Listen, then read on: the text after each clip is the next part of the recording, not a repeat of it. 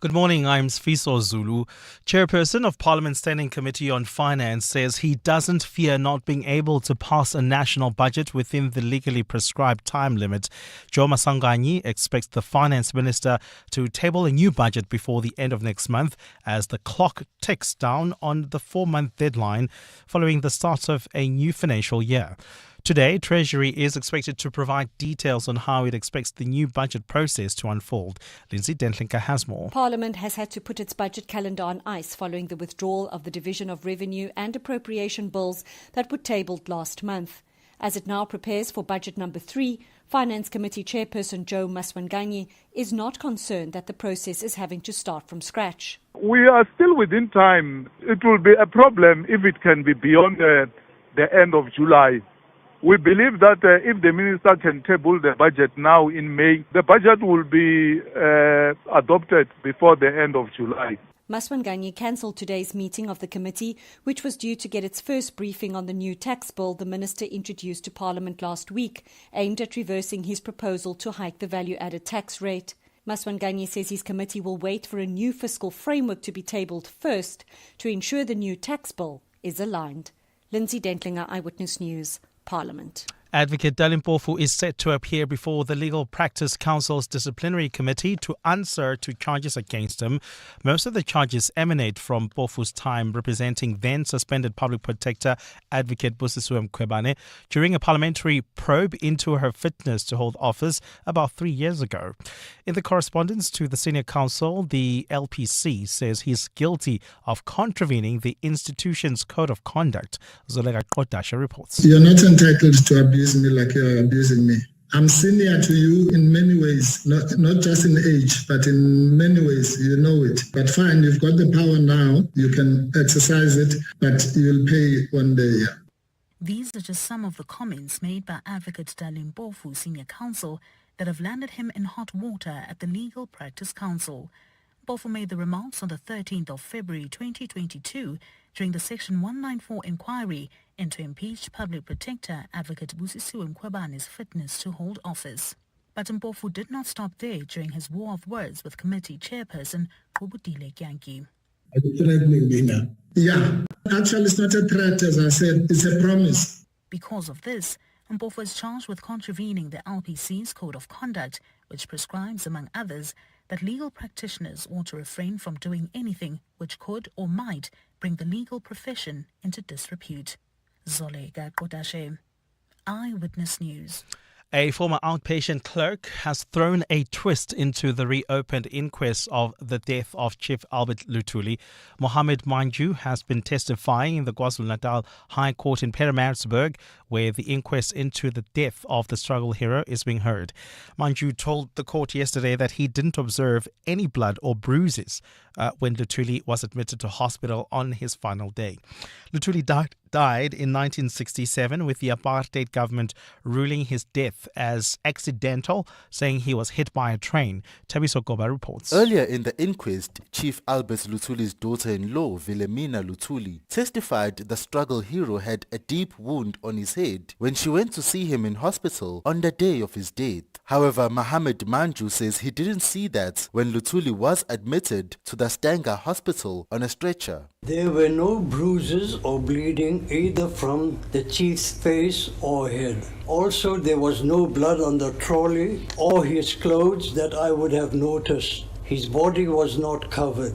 After being pushed by the state's prosecutor, Manju admitted his vantage point didn't allow him to see the entirety of Luthuli's head and body. The inquest continues today. Tabiso Goba, Eyewitness News. And Spain's Prime Minister Pedro Sanchez says all necessary measures will be taken to prevent another power outage.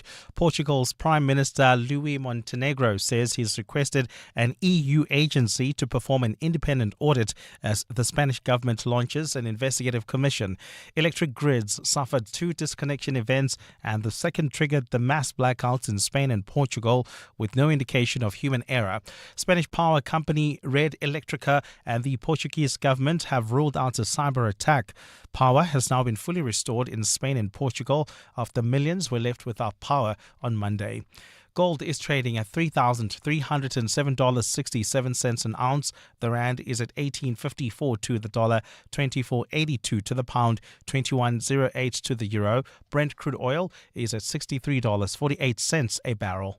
And in the traffic, the slow-moving traffic along Winnie Mandela Drive in the Bryanston area between Bryanston Drive and the N1 while travelling on the N3 North. Delays between the Marlborough Drive exit and the Buccleuch interchange due to roadworks. A partly cloudy day in store for Gauteng today. The temperatures will peak at highs between 21 and 24 degrees. The top story in EWN this hour. Chairperson of Parliament Standing Committee, Joe Masangwanyi, Finance says he doesn't fear not being able to pass a national budget within the legally prescribed time limits. EWN, in touch, in tune and independent. For the latest, visit ewn.co.za or download the EWN app. You're with Clement Manyathela On 702. Let's Walk the Talk, streaming on the Prime Media Plus app, DSTV channel 856. 92.7 and 106 FM.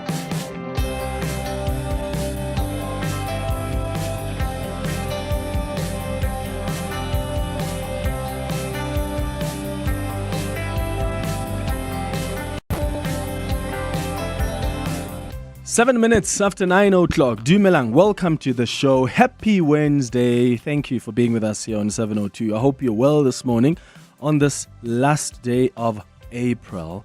The roads are so empty. I was actually asking Amuramela now, why are the roads so empty? It looks like a lot of you have decided to work from home today, or you were smart enough than many of us. You decided to take today off and the Friday off to just accommodate tomorrow's public holiday. So you are more smarter than some of us who still had to drive to work. So if you're listening to us from home, maybe you're working from home, maybe you're still driving to work, you're going to drive so smoothly today, there's no traffic. Or maybe you are already on holiday, you're not working. Well, you lucky fish.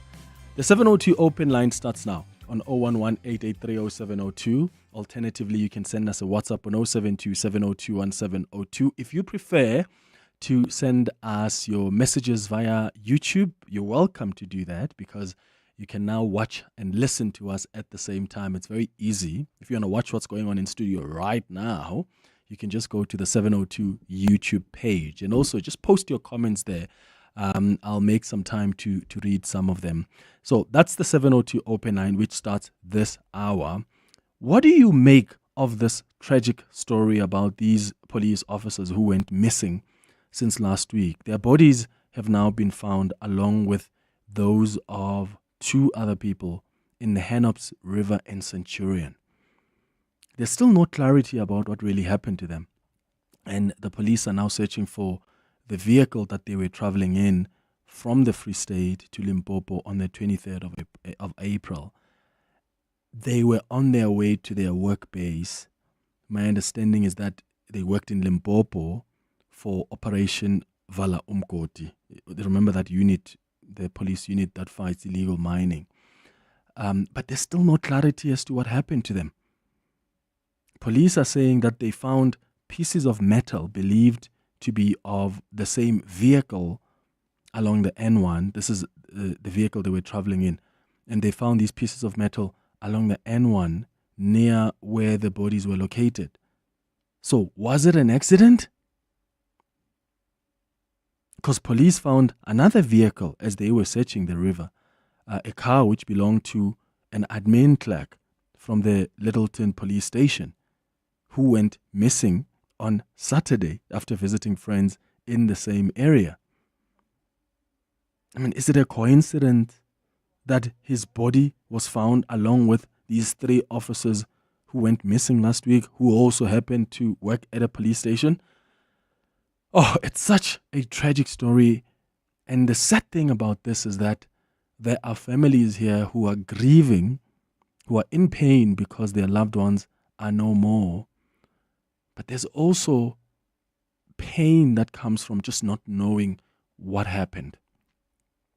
And I wonder if you've been in a situation like that where Maybe you've got a loved one who went missing and you have never found them and it's been years now. At what point? How do you heal from something like that? How do you even rationalize that disappearance? Do you consider them dead? Huh? What happens when you actually find them? Maybe they went missing and they've now been found and they are found dead and you don't know what happened to them. I can only imagine how painful something like that is to the loved ones of the victims. And maybe you've got a story to share with us of how you, till today, there's a loved one who's gone missing. You still don't know what happened to them. Have you even healed from something like that? What has helped you heal from something like that where you just don't have clarity of what happened to someone that was so dear to you? Or maybe they found them dead. Or you just found someone dead in their room and you still don't know what happened to them. Give us a call to share your experiences with us on 011-883-0702. WhatsApp's on 072-702-1702. Condolences to the families of these police officers, and also kudos to the police and the rescue and investigation teams who were working so tirelessly to recover the bodies. I mean, they used drone technology. There was cyber crime and crime intelligence divisions that were also involved. I think the Hawks were involved. Gauteng Traffic Air Wing, the Bidvest Protea Coin Air Wing. So there are a lot of people that were involved in this, and now at least the families can find closure, at least some parts of closure. We're going to be speaking to the Police Commissioner, Fannie Masemola, in this hour, just to get a sense of what really happened here and what's the next step as the police are trying to piece together information to try and answer that key question. What led to these police officers' death? At 10 o'clock, we are going to talk about local government. We're going to be in conversation with Local Government Minister Nkosini Hlabisa. He's on a mission to fix dysfunctional municipalities. I mean, the rot in local government has been put into sharp focus for so long now. We've spoken so much about it. But now, it's even more important because we're heading to the local government elections in a couple of months' time. And there are still challenges with local government. Whether you talk about funding, you talk about poor leadership and governance, mismanagement of public funds, or you talk about corruption, things are not looking good. And that's why even President Cyril Ramaphosa highlighted during the State of the Nation address stabilizing municipalities as a priority for him. So the minister will chat to us between 10 and 11 o'clock. At 11 o'clock, we're going to do our Listener's Choice feature. And one of our listeners has asked that we discuss why the NPA has bungled high-profile state capture cases and even corruption cases and others. Because recently we were dealing with a nation that was shocked as Judge Emma Skuman delivered her judgment on that Omotoso trial after 8 years of testimonies and delays, which led to the acquittal of Timothy Omotoso and his two co-accused. Not even only,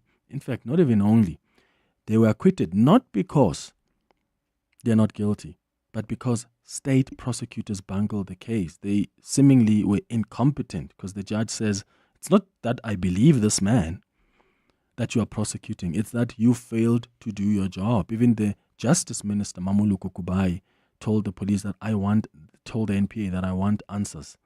So what's going on in the NPA? Is it the matter of capacity? Is it a matter of just pure incompetence? So we're going to bring in a guest who will help us understand that. And then we're going to wrap up the show at 11:30 with the sharing space. That's the show coming up over the next 3 hours. Clement Manyathela, streaming on the Prime Media Plus app. DSTV channel 856, 92.7 and 106 FM. How's it, my brother Clement? From this thing is very sad. But to me, when it's a guy analyze or check or whatever anything, hi man, the accident how where? Because remember this tow truck is the one. It doesn't matter where they find accident exactly within 3 seconds, 4 seconds they're here. So how can it be accident? There's no any tow truck, anyone to attend in them. Hi man, this is something, man. Yeah, it just doesn't make sense. It really doesn't make sense. If it is, so we are told that it was raining so hard and the river was apparently overflowing, that Hennops River. And I don't know, man. I mean, also, if they were washed away by the river, why are the police finding pieces of metal of the vehicle they were traveling in on the N1? Why? And there's another car as well involved, and that car, surprisingly enough, belonged to the man who's died there as well. The body that's recovered is of someone who also worked at a police station, but a different one, the Littleton police station. Something just doesn't make sense. In any accident on a busy area like that, it's very easy for police officers or even those tow trucks to come in quickly. What happened here? Yo, Malibongwe, you're calling us from Midrand. Good morning. Good morning, Clement and listeners. Sure. Exactly about this case, I'm thinking the police might have stumbled upon a serial killer's hiding place. I mean, the body count is now standing at 5. Someone has been killing people and dumping them there. We might actually have accidentally stumbled upon a hiding place of a serial killer. Yeah, maybe Malibongwe. I mean, there's all sorts of possibilities. And I mean, there's just speculation everywhere over what may have happened to them, but we really don't know. There's nothing conclusive. As I said, the police have done so much work in trying to get to the bottom of what happened, and they themselves, with the resources they have and the technology they've used, still don't know what happened. So let's wait and hear from the officers. And maybe there are people who live in that area who maybe saw something, and it can maybe share it with the police, and that can at least lead the police to some kind of truth. Kustas, you're in Midrand. Good morning. Yes, good morning, Clement. Yes, Clement, firstly, let me say condolences to the police officers who lost their lives. Clement, I'm concerned, man, with the way that SAPS could not do this thing within 72 hours. They normally activate these things. I'm suspecting, Clement, that the level of corruption within the SAPS is so high to a point that even the 72-hour activation plan isn't working anymore. General Masemola, whom you're going to call, we hear a lot of these things on Twitter of detectives dying and investigations just don't go anywhere. And these are the guys that need all sort of protection because they are dealing with sensitive cases. Who in their right mind, Clement, could kidnap police officers without knowing that they are police officers, right? And for days, nobody knows a thing. When the highway of Gauteng is filled with tons of cameras, why are we not using them? And General Masemola must also answer to the allegations that on Twitter that one of the police top generals there took somebody's identity, the lady from Lesotho or something. These things are not just the things that South Africans are saying willy-nilly. These are the things that are allegations that are being made against the SAPS. So I'm suggesting, Clement, is that there is no way police could disappear without police inside knowing what these people were going for, what investigations they were busy with, and all that stuff. So there must be a leak from within, or criminals from within, who are now upending the good police officers. Because remember, criminals, as we said, are going to push back against any clean-up operation that happened within the SAPS. So it's said, Clement, but he must answer to these allegations, Clement. It's under him these things are happening. We shouldn't be losing so many police under his watch. You see what I mean? So I'm a bit disappointed. I mean, it's sad, Kustas, and I really want us to also be cautious not to, speculate too much because we really don't know what transpired. And also the police officers, were they wearing because remember they were coming from Bloemfontein, they were going to their work base. So were they wearing their uniform? Whatever happened to them, did the people, if really there are people who were involved here to harm them like that, are these people who knew that they were police officers? Because they were not driving in a vehicle, in a police, marked vehicle. Maybe they were not wearing their uniform as well. So how do we know that the person who harmed them because of that, or maybe so that they're officers? I don't know. Or maybe it's a trap that was placed on them. Anything is possible at this point. But, I mean, let's wait and hear what the police are going to find in their investigation. Yeah.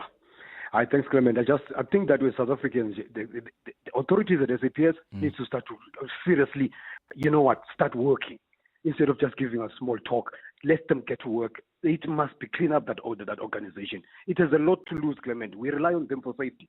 But if they cannot even protect one of their own, can you imagine what the public is supposed to do? But let's leave it there. Thanks for checking. Thank you for your call, Kustos. Thanks, man. Kustos is calling us from Midrand. Let's go to Johnny in Pretoria East. Johnny, hi. Good morning, Clement.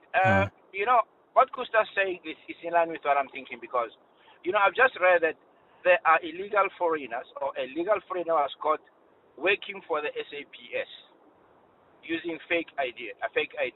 How are we going to trust our own security people if this type of thing are happening from within?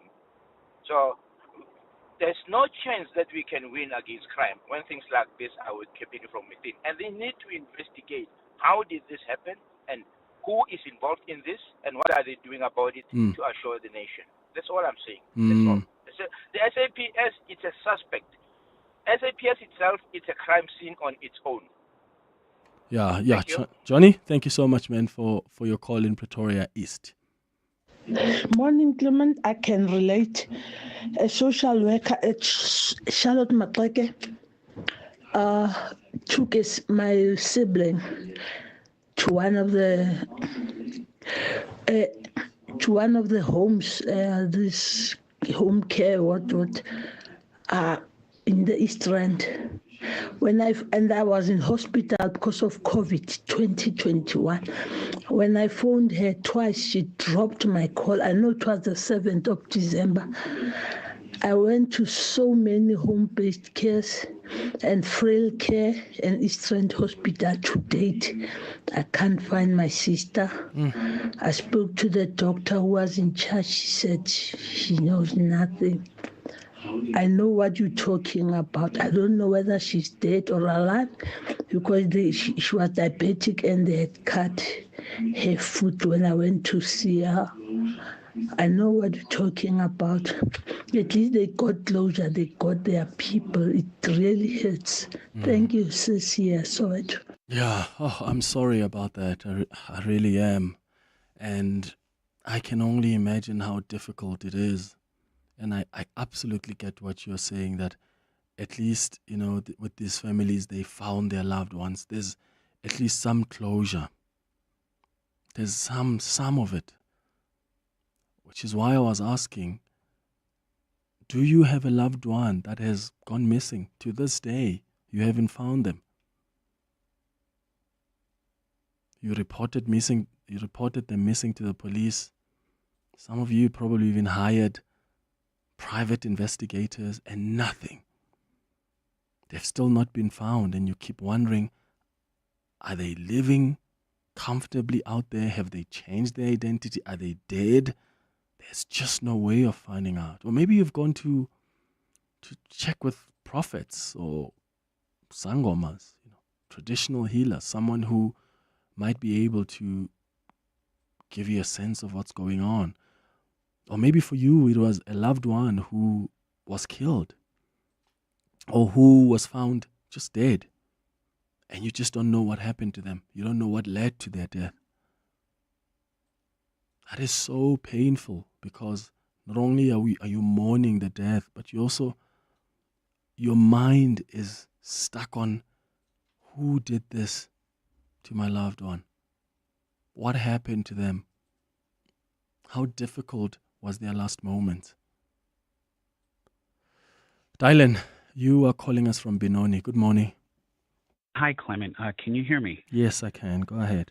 Great. I'm listening to talk about the corruption in the police and how the organization just needs to be overrun and redone. 2 weeks ago, I took a road trip to Zimbabwe, and I decided to go by bus. And I was really shocked because before the bus left, the drivers asked passengers who did not have passports to let them know. Those who had unstamped passports to let them know. They collected these passports. And along the way, from Pretoria right through to Messina, which I believe is on the N1, cops everywhere were bribed. Cops let these buses through. In Messina, officials let the people with no passports and with unstamped passports through. And when I hear this story about these police officers whose bodies were found, I can't help but ask, much like the people who called before were saying, if there's so much corruption within the police, how then is it not possible for more and more bodies to be found? Because this organization is filthy and corrupt through and through. I cannot believe that a whole bus, and there's so many buses along that route to Zimbabwe, had people without passports, and the police along the way just let these buses through. Yeah. Dylan and Benoni, thank you for your call. Tiani, you are in Senton. Hi. Hi, Clement. I just want to chip in on the conversation of not knowing where your family member is. I also have a family member, my cousin. Okay, she's my sister because she's my mom's sister's daughter. She's passed away, but a few years later, her daughter went missing. We tried looking for her. We found her first time around, and she went missing again. So from where we are, no one knows where she is. We don't know whether she's living. How long has it been, Tiani? Yeah, it's been a couple of years. Sure. A couple of years. Could over 5 years, if I'm not mistaken. Sure, yeah. Tiani, I'm really sorry to hear that, man. Yeah, it's something that you don't understand. And from time to time, when it lingers in your head, you wonder, where is she sleeping? Does she eat? Is she even in good health? But yeah, I just wanted to share on my experience. Oh, Tiani, thank you for sharing that with us. And once again, so sorry. I can only imagine how difficult it is, just constantly wondering. Are they alive? And if they are they eating? Do they have a home? It's 27 after 9. Follow 702 on X at Radio 702. All right, let's now bring in the National Police Commissioner, General Fannie Masemola. Commissioner, thank you so much for making time for us. Good morning. Thanks, and good morning to you, Clement, and your listeners. Anything that's happened since the last time you updated the nation about this tragic incident involving these officers? Is there anything that's changed since last night that you're able to share with us this morning? Thanks, Clement. At this stage, there is no any other development. The investigation team, together with the divers, are back to the river, continuing the search to look for clues and look for the car. As we haven't recovered the car yet, but we did, of course, recovered the bodies of our 3 colleagues, actually 4, because while looking for the 3, we come across the 4th one, which happened to belong to us at another spot, but in the same river. Yeah. And is it correct that the police also found pieces of this vehicle that they were traveling in, the 3 officers who were coming from Bloemfontein, that you found pieces of that car on the N1? Correct, Clement. At the point of impact, which is at the bridge on the Hennops River, just opposite Macro Centurion, we did find pieces of the vehicle, even pieces with the paint that matches or not, that is similar color as of that vehicle that our members were driving. So we have no doubt that the car indeed went into the river there. Sure. And what about the cell phones of these police officers, and even the tracker on the vehicle that they were traveling in? Is that what helped you as the police track them, or were those switched off? The tracker and the cell phones, Clement, they did assist us. Their signals end up to that specific point. It is the signal that brought us there that we ended up searching the river, and because they came off, they were switched off, in that surrounding area. And that's why we end up, as we were looking around that area, we came across this marks an impact on the bridge. And so they did assist us in getting us there. And do we know if the cell phones were deliberately switched off, or if it could be because maybe their batteries died? We don't think they were deliberately switched off. We think as they get into the water somehow, I'm sure they will not resist forever. If they are in the water, at some point they will switch off, because we do not know exactly. We're still investigating as to exactly. We know the last camera when we saw the vehicle just off at the Brakfontein interchange, which was somewhere plus minus 0222 in the morning. So thereafter the signal went. It would mean we suspect the water might have played a role in switching off the gadgets in that regard. Yeah. There's another, as you indicated, Commissioner, another police officer who was found while you were looking for the three officers. I mean, the questions a lot of people have now is, was this a coincidence that this is a person who also works for the SAPS, of course, in another station, who was then reported missing by his own wife a couple of days earlier? So far, you've ruled out any possibility that whatever happened to these three officers may have happened to this person as well at the same time. Are these separate incidents from where you're looking at it? Yeah, it is a separate incident. It is the same river, but not the same spot. And we don't think the two incidents we are investigating them, but we don't think they are related at all. And the first incident, actually, the gentleman was not reported missing by the wife. The wife was only alerted. After we have found him, we alerted the wife about the discovery. She just thought the guy is with his colleagues because, she went to the colleagues and he didn't come back. Strange, she said she saw the car is a kilometer or 800 meters away from home. And it pointed to a circle next to a river, and she could see the circle, there's no car there, so she thought maybe he parked somewhere, he went with colleagues. So, at this stage, we are investigating that indeed the two don't look to be related at all. They don't seem to be related at all. Sure, yeah.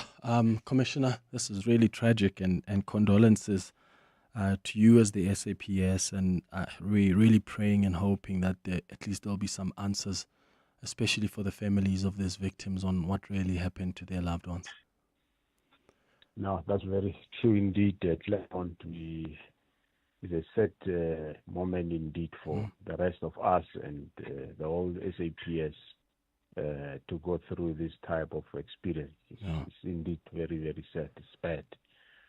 Yeah. General Fannie Masemola, thank you for making time for us. He's the National Police Commissioner, and all the best with the investigations. It's 9:33. After the break, more of your calls and WhatsApps. Sviso, good morning. Thanks, Clement. Good morning. The future of Advocate Dalimpofu is uncertain, as he's expected to face a disciplinary committee in a misconduct investigation today. The Legal Practice Council formulated 7 charges against the senior legal practitioner, for which he will have to answer. The council regulates the legal profession and ensures practitioners abide by the code of conduct and has the power to institute disciplinary action against them. The EFF is calling for the Gauteng government to terminate its lease agreements with privately owned buildings after it emerged that the province spends 34 million rand per month on rent. Despite owning 41 vacant buildings in Johannesburg, the Gauteng government has been blowing millions to house 11 of its head offices. And 15 people have died in Kolkata in India after a fire ripped through a hotel with some clambering out of windows onto the rooftop to escape. The Ritu Raj Hotel, which had 88 guests when the fire broke out yesterday evening, is located in a congested business district of central Kolkata.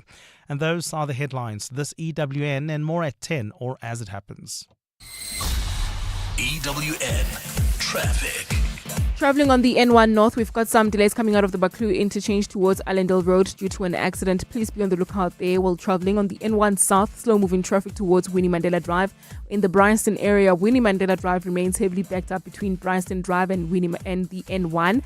And in Sharon Lee, there's been an accident on Malibongwe Drive. It happened right near President Foshe Drive, causing heavy delays there. Please approach with care. And then traveling in the Crown City area, do remember that we've got some delays that are reported on the M2 West between the Crown Interchange and Main Reef Road. I'll have more updates for you at the top of the hour.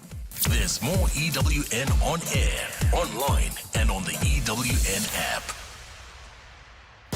Africa Milani. Weekday mornings, 4 to 6. So when will provinces find out, for example, how much money they're going to be getting? And when will the local governments find out how much money they're going to be getting? And when are we starting to see the departmental debates? Many of the laws in South Africa take years, not a year, to go through Parliament. So now, if ever then for the budget process it's going to take that long, it means there may not even be a need for the mini budget at the end of October. Professor Bonge Dumisa, an independent economic analyst. Africa Milani. 4 to 6 on 702. My family's struggling with snotty noses and phlegmy coughs. Oh no! Have you tried ACC? ACC 600 is a convenient one-a-day effervescent tablet from 14 years of age. Or now also in a no-water-needed, fruity-flavored sherbet-like granules that dissolve in your mouth. Ideal for the on-the-go adult. Ask for ACC 600 effervescent or oral powder at your nearest pharmacy to get rid of the snotties and flemmings. And trust, if it doesn't say ACC, it's not ACC. In just 10 years, over 850 million winners have shared more than 31 billion rand with the National Lottery. That's not a dream, that's real money, won by real people, right here in Mzansi. So the question is, why not you? The next winner could come from your hometown. Buy your tickets now in store on nationallottery.co.za, the mobile app, cell phone banking, or simply dial *120 *7529# for USSD. Panda, Pusha, play. Players must be 18 years old or play responsibly. E2 is the proud operator of the National Lottery. Are you a loyal 702 listener? Do you love listening to 702 and would you like to see our studios and come visit us? Well, maybe you can even record a message about 702 when you come. Would like to invite you to come and see us. We'll take you on a tour of our lovely building and show you our studios.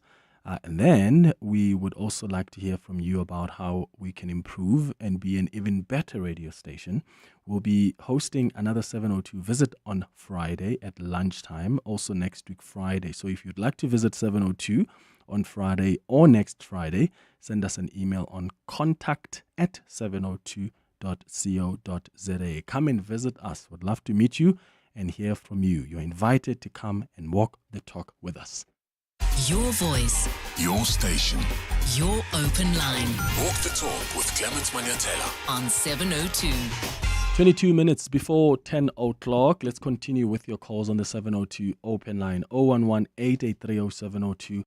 We're taking your WhatsApps as well on 072-702-1702. Good morning, Clement. In connection with the people that were found in the river, I think that this is probably a work of something or someone who's committing these murderers, because you can't have people dying, different times in the same area. Something is up. Thanks. Good morning, Clement. About the accident at Hennops River, I'm really proud about our forensic pathologists, the forensic services, the way they are combing the scene. However, how beautiful would it be if everybody in our country who gets into trouble, who dies, if the services were there? Unfortunately, the finances are upside down. None of these things can be done to solve every murder or every crime. Thanks. Good morning, Madimeja. Tsidiso here in Pretoria. You know, I lost my younger brother, the only brother, only sibling, at 2022. The man hanged himself. I still don't know why, Kilabona. Trying to figure out what the answer would be. But whereas to the families that lost these police officers, I know the pain will always cut to their heart. Ask me, I know it. Yeah, man, I can only imagine. I'm sorry to hear about that. And I've been asking you this morning if you have a loved one who has died under mysterious circumstances, and till now you're still unable to tell what really happened. Is that what's happened in your case? And how did you heal from something like that? I mean, it's painful enough to have someone just disappear and you never find them. You've tried everywhere. It's painful enough to have someone die or they find their body, whether they died by suicide or you just found their body in the river, but you don't know what happened to them. But it's also so painful too, because you're now, number one, you're dealing with the death, but also you're also dealing with the fact that you don't really know what happened to them, and that's something that can really stick with you. I can only imagine how difficult that is for the families who've got people that are missing, loved ones that are still missing to this day, or who've got loved ones who've died, and they still don't know what led to them dying. How do you deal with something like that? Tsepo, you're in Midrand. Good morning. Hey, Tsepo. Hello. Sure, Tsepo, go ahead. Yes, no, it's Simon. It's someone, not Tsepo. Sorry. Sure, go ahead. Hi, yes, Clement. I also want to comment on the missing persons. My wife's cousin went missing here in Mamelodi. There's a place called Nel Mafias. Mm-hmm. Went missing, I think it's between 3 and 4 years now, if not more. Until to this moment, he hasn't been found. There hasn't been any traces. There hasn't been any hope. Police side, when he went missing, he was with friends at a local drinking spot. But none of those people can actually give clarity as to what happened to this guy. And some people say he was last seen coming from work that same Saturday, and they don't know what happened. But some say he was with them that evening. So but what I'm trying to say is, my wife's aunt now is she's devastated. She's broken down. She's just being strong because she does have other kids as well that she needs to be strong for. But she lost a whole full adult. I think he was on his 30s, late 30s, when he went missing. Till to this day. Yeah. There's no clue, there's no lead, there's nothing. People just go missing just like that, and just nothing you can do. You can't find closure, you don't know what to do. Tsepo. And what did you guys try? I mean, obviously, I'm sure you've relied on the police. Did you try other ways, some families will end up going to like churches to maybe a sangoma to find out what's going on. Yeah, I think 95% of the time she relied on the cops, and then she now turns into being a full-blown believer. She attends churches with the hope of hearing a miracle or finding a miracle from the church, and we can see it from the outside that she's not only going to church just to praise and whatnot. She's hoping for a miracle. You know what I'm saying? But to this day, I think they even tried to go to attend to some sangomas and stuff, but you know how it goes. They'll always point around here in the family that no, it's not there, it's somewhere, it's somewhere. So it's very confusing. You don't know, but every small thing, if there's a small lead, she follows it, and it's raining.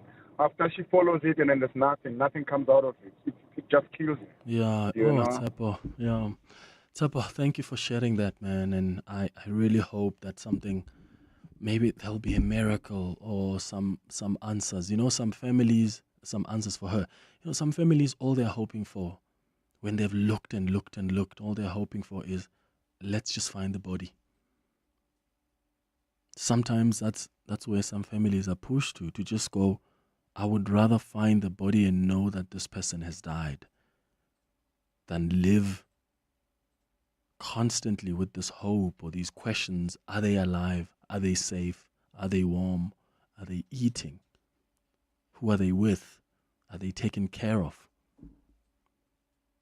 Spare a thought for mothers and fathers out there who have had their children who have gone missing. The Sowetan, was it the Sowetan that used to have, there was like was it the Sowetan? There was a newspaper that used to do like missing people where you used to write to them and they used to publish pictures of these people who have gone missing and you can call them if you've got any information. I remember the Sowetan, I think it was doing that. Please remind me if it wasn't the Sowetan or was it the Sowetan, yeah? Yeah. And it always used to just sadden me where I would see pictures of little boys and girls, 2 years old, 3, 1 year, 6 months. They're missing. And they've been missing for 4 years or more. And you wonder, can you imagine the pain that the parent goes through? Because your child is so vulnerable that if they are truly alive, who's protecting them? Because you are the primary protector. Oh, it's really, really difficult. Morning. My name is James. Yeah, my cousin went missing on 2009 until today. We don't know what happened to him. We have been searching to the mortuaries, waiting everywhere to search him, but there's nothing that we see or saw. So, he just leaves us in trauma. He left a wife without nothing, like message and everything. He doesn't even say nothing, but he went missing this day. We don't know what happened to my cousin until today. Yeah, we've been even going to the Sangoma mortuaries and then police stations. We never even get the truth what happened to my cousin. Nice topic. Bye. At this point, Clement, since the vehicle that the police officers were traveling in is never found, I think we must wait for post-mortem and determine the cause of death. If they were killed and thrown in the river, then the post-mortem will be able to provide that evidence. But however, if they drove into the river, there must be a clear path, of an accident. If they had an accident, drove over a bridge, there must be something that will prove that an accident occurred in this area, a piece of the bridge missing, where they drove into when they crashed, there must be evidence. Yeah, and hopefully the post-mortem results are going to lead us somewhere. And hopefully those can come as quick as possible, because maybe that can at least provide leads for the police officers and as they continue with their investigation. But something weird is happening here with these police officers. Something is just not, if it was an accident, I mean, how is it that nobody saw it and the car has just disappeared? If they were swept over by this river, how is it that some pieces of the vehicle are found on the N1?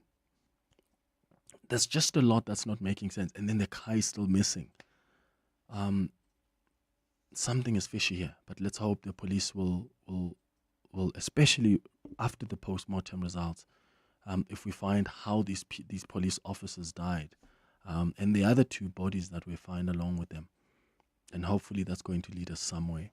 On the WhatsApp line, Anonymous says, Clement, knowing what we know about the dark side of policing in this country, this case could go either way. We might as well make peace with the fact that we might never even know what happened to these officers, including the 4th body found to have been that of an SAPS administration clerk. The sad truth is the badge has become too dirty to be worth the uniform it is put on. Condolences to all the families and friends. Another one says, Clement, the tragic events of the policemen and women, I doubt if that's an accident. It's foul play considering the unit they're working for. Sad part is that people who should keep us safe are now under attack. And that is why, that's precisely why all of us have got to be concerned about what's happened to these officers. And we've got to be concerned when even our own men and women in blue are being killed, are being attacked, and are even being disrespected. Because those are the people who are supposed to keep us safe. Those are the people who are brave enough to put their lives on the line. Daniel, you are in Ferrenacheng. Good morning. Good morning, Clement. How are you? Good man. How are you? I'm Yes, please. Be comfortable. Speak in whatever language you're comfortable in. Clement, when it comes to policing, I stay in an area where there's this Zamazama people are missing every day, but Bangkua Balobulawa Clement because of the Zamazama, and this is the biggest territory of them, just between western area and Origifam. The place is called Porchi. So, Clement, even the police where I'm staying, they are involved because they're the one that are transporting these people to go and steal, go to mining, and come back and Baba drop a more every day. We now live under fear more Glangoten. So Tabauro Batwale ba touching the bridge. Maybe there was an accident. Where is the car? Maybe there's a tow truck incident. Isn't there anything that can be done to show where it's hitting? So I think this in the whole thing is just to take out the public for a bad country. But there's a big thing that is happening behind these three police guys, and the police themselves, they know what is happening, because if people were deployed to Limpopo and they just suddenly and there's another person that is found decomposed next to where these people were, there's something that is happening there, and someone knows very well what is happening. But because the police, they just want to find a reason just to make sure about the country. Then at the end of the day, and nothing is happening. They will just find an investigation and find a reason not to actually follow the entire case. Yeah, something is fishy here. Yeah, you're right, Daniel. Yeah, Daniel again also saying it's just not making sense. Something is happening here. And also, these are people that were, I think what Daniel is referencing there also is that these are people who were working for Operation Valomkoti. Remember, that's the unit within the SAPS that's dealing with illegal mining. They go and find illegal, mining dumps, and they go and arrest the illegal miners there. And sometimes that's dangerous. That's a dangerous environment. It's a dangerous place where some illegal miners are super connected. They've got weapons. And Daniel is saying that may very well be something that's linked to the deaths of these officers. Again, we really don't know what happened. And I know all of us are speculating. We're trying to find answers, but we really just don't know. So I think we can pin our hopes, at least for now, on the post-mortem results, because maybe those will lead the police somewhere. Clement, in 2010, just after the World Cup, my cousin, who I was very close with, my uncle's son, living next door to my home, was hijacked with a taxi. He was driving. He was a taxi driver. He was hijacked in 2010, and then even today he was never found. So, and with us black people, when these kind of things happen, when the police can't find a missing person, we always go to the witch doctors. And even after my cousins, brothers, or even uncles paid a lot of money to witch doctors, promising them that he'll be found, but he was never found, even today, since 2010. Hi, Clement. Yeah, this is Tebogo from Mohlake.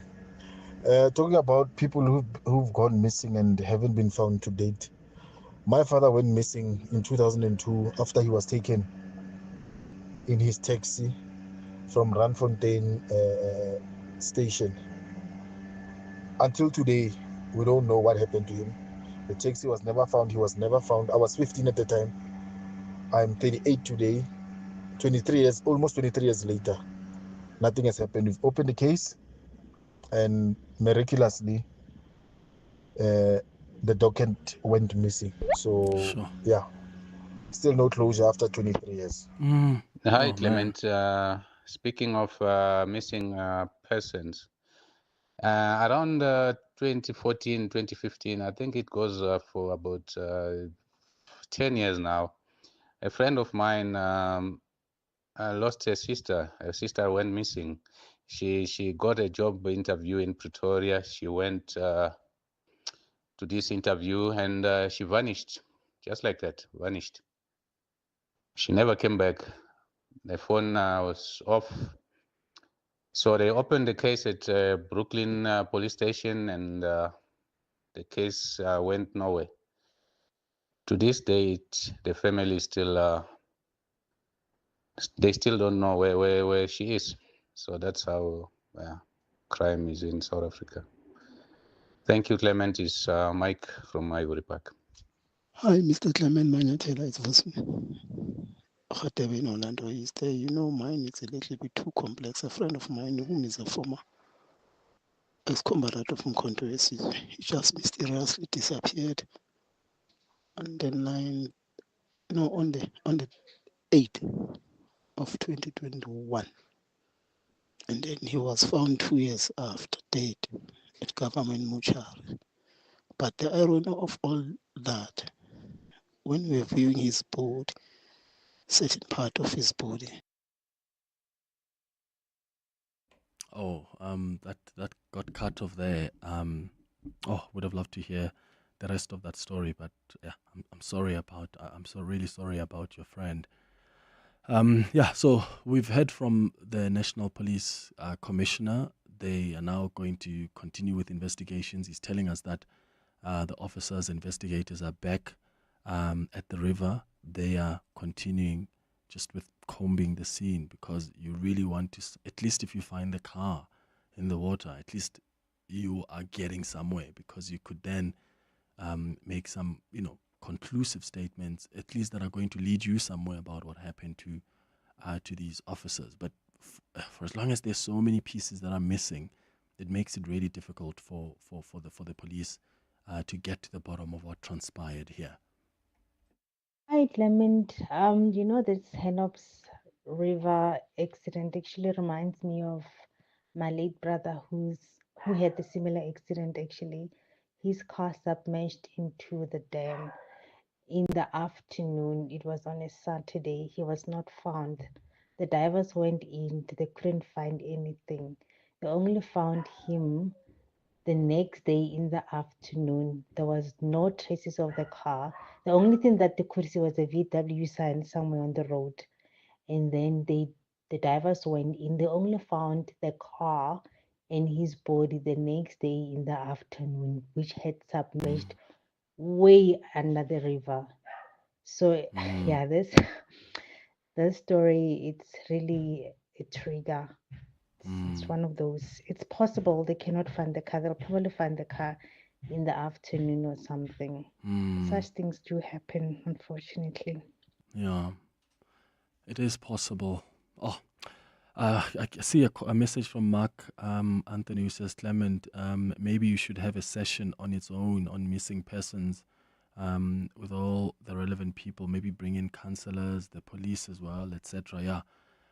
We'll do that, Mark. I've put that down. I think we'll dedicate an hour just to have a chat about that. And I appreciate and I understand how some of you have been triggered by this, because you've got loved ones that still haven't been found, or loved ones who died under mysterious circumstances, and you still don't have the answers today. Really, condolences if you've lost someone like that, and you are in our thoughts if you've been triggered by this. But I promise to dedicate a session so we can give people an opportunity to share their experiences, and maybe we can do it on the Healing Hour. But we'll find some time for it. Thank you for that suggestion, Mark, on the WhatsApp line. Hi, I'm Lewis Hamilton. Victory demands everything, but the journey is never solo. My team carves the way, data and innovation are my compass. This is how today's champions are made. Drive your success and trade like a champion. CFI, a global leading broker now in South Africa. Access over 15,000 instruments, advanced trading tools, 24/7 support, and superior trading services. Visit cfi.trade today. CFI Financial is an authorized financial services provider. CFI, empower yourself. Hollywood Bets gives you a once-in-a-lifetime opportunity to fly and win with legends. Stand a chance to win a signed Lionel Messi soccer jersey or a share of 400,000 Rand in prizes. Simply lift off to skyrocketing fun with JetX or fuel your Disney passion with Football X to be the X Factor. Bet now on our magnificent multiplier games to climb the leaderboard to success. T's and C's apply. Hollywood Sportsbook is a licensed betting operator. Hollywood Bet supports responsible gambling. No persons under the age of 18 years are permitted to gamble. Winners know when to stop. South African Responsible Gambling Foundation toll-free counselling line 0800 006 008 or WhatsApp help to 076 675 0710. This is EWN. Good morning, I'm Sfiso Zulu. Police are searching for a 3-year-old child believed to be missing in Roodepoort in the west of Johannesburg. Little Mojalifa Savuli was last seen playing at a field in Tsepisong on Sunday. Police say the little boy was wearing green shorts, a yellow jersey and black shoes at the time. Police spokesperson Mavela Masondo. Police are appealing to anyone who might have information that can help in locating the boy to please call the nearest police station or call Crime Stop. In the Western Cape, lawyers for accused Stefano van Ryn and Kelly Smith will present their final arguments today when the Jocelyn Smith trial resumes. Jocelyn, who disappeared from Saldanha Bay when she was 6 years old, has not been found since February last year. The little girl's mother, Kelly Smith, Jacqueline Apollos and Stefano van Ryn are on trial for her disappearance. Carlo Peterson has more. Defense attorney Nobagli Mkabai will present final arguments today for her client Stefano van Ryn to be found not guilty. Once Mkabai completes her arguments, lawyer for Kelly Smith, Ranesh Sivnarain, will argue for his client's freedom. Defense attorney Fani Haramsa, who represents accused number 1 Jacqueline Apollos, wrapped up his final arguments yesterday. Haramsa slammed the state for using 2 mutually exclusive versions as evidence against the accused. The 204 witness evidence and the extracurrial statement by accused 1 are 2 mutually exclusive versions. They can't both be true. Presiding Judge Nathan Erasmus aims to make a ruling on Friday. Carlo Peterson, Eyewitness News, Saldanha Bay. The future of advocate Dalimpofu is uncertain as he is expected to face a disciplinary committee in a misconduct investigation today. The Legal Practice Council formulated 7 charges against the senior legal practitioner for which he will have to answer. The council regulates the legal profession and ensures practitioners abide by the code of conduct and has the power to institute disciplinary action against them. If found guilty of misconduct, Mpofu could possibly see an end to his ability to practice as an advocate. Zolega Kodashe has more. The disciplinary process is guided by the Legal Practice Council Act and may have severe consequences for advocate Dalimpofu Senior Counsel. Section 40, subsection 1A of the Act provides that the disciplinary committee must within 30 days decide whether or not the legal practitioner, that is Mpofu, is guilty of misconduct after the conclusion of the disciplinary hearing. If found guilty, Mpofu would have the option of addressing the committee on mitigation of sentence as per Section 40, subsection 2A of the Act. The disciplinary committee also has the authority to advise the council to apply to the High Court for an order striking the legal practitioner from the role of advocates. But that would not be the end of the matter, as legal practitioners can still appeal a misconduct finding or the sanction imposed by the disciplinary committee within 30 days of being informed of the decision. Zolega Kodashe, Eyewitness News. The EFF is calling for the Gauteng government to terminate its lease agreements with privately owned buildings after it emerged that the province spends 34 million rand per month on rent. Despite owning 41 vacant buildings in Johannesburg, the Gauteng government has been blowing millions to house 11 of its head offices. While the provincial government claims its own buildings are in poor condition, questions have been raised as to why they are not being used. Alfara Mushwana reports. The EFF says it makes no financial sense for the Gauteng government to continue depending on privately owned buildings for office space when it owns its own properties.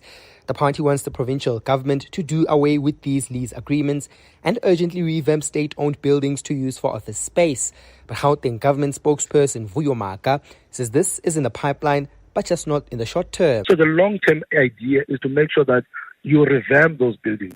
The only thing now we are then looking at is this the amount of 34 million. Is it justifiable? Part of the provincial government's forensic investigation into its office space lease agreements is to assess whether the 34 million rand monthly rental expenditure provides value for money. Alpha Ramshwana, Eyewitness News. And 15 people have died in Kolkata, India, after a fire ripped through a hotel, with some clambering out of windows and onto the rooftop to escape.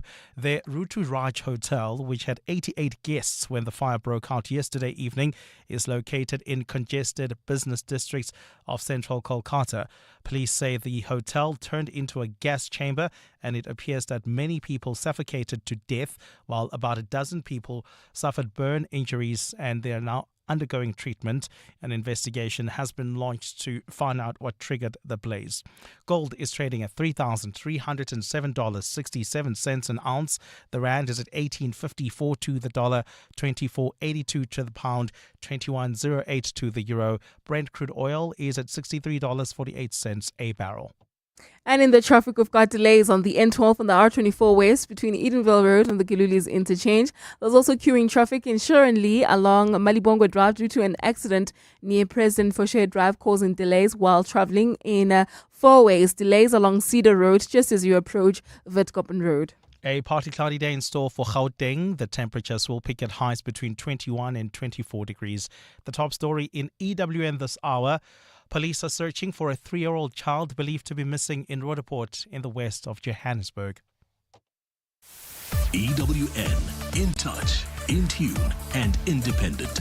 For the latest, visit ewn.co.za or download the EWN app.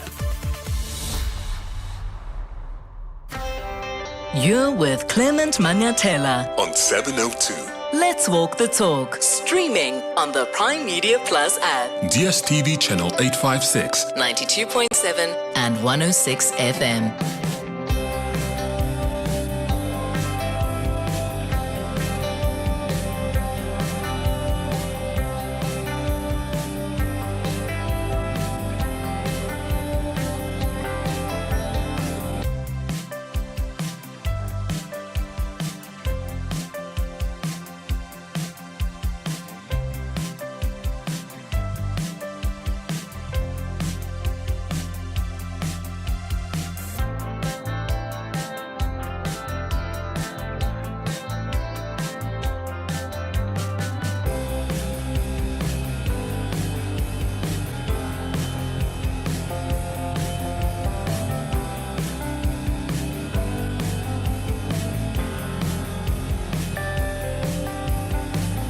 Eight minutes after 10 o'clock, Dumelang, welcome to the second hour of the Clement Manyathela Show on this last day of April, this beautiful Wednesday morning. Thank you for staying with us here on 702, and thank you for all your calls, all your WhatsApps on the 702 open line.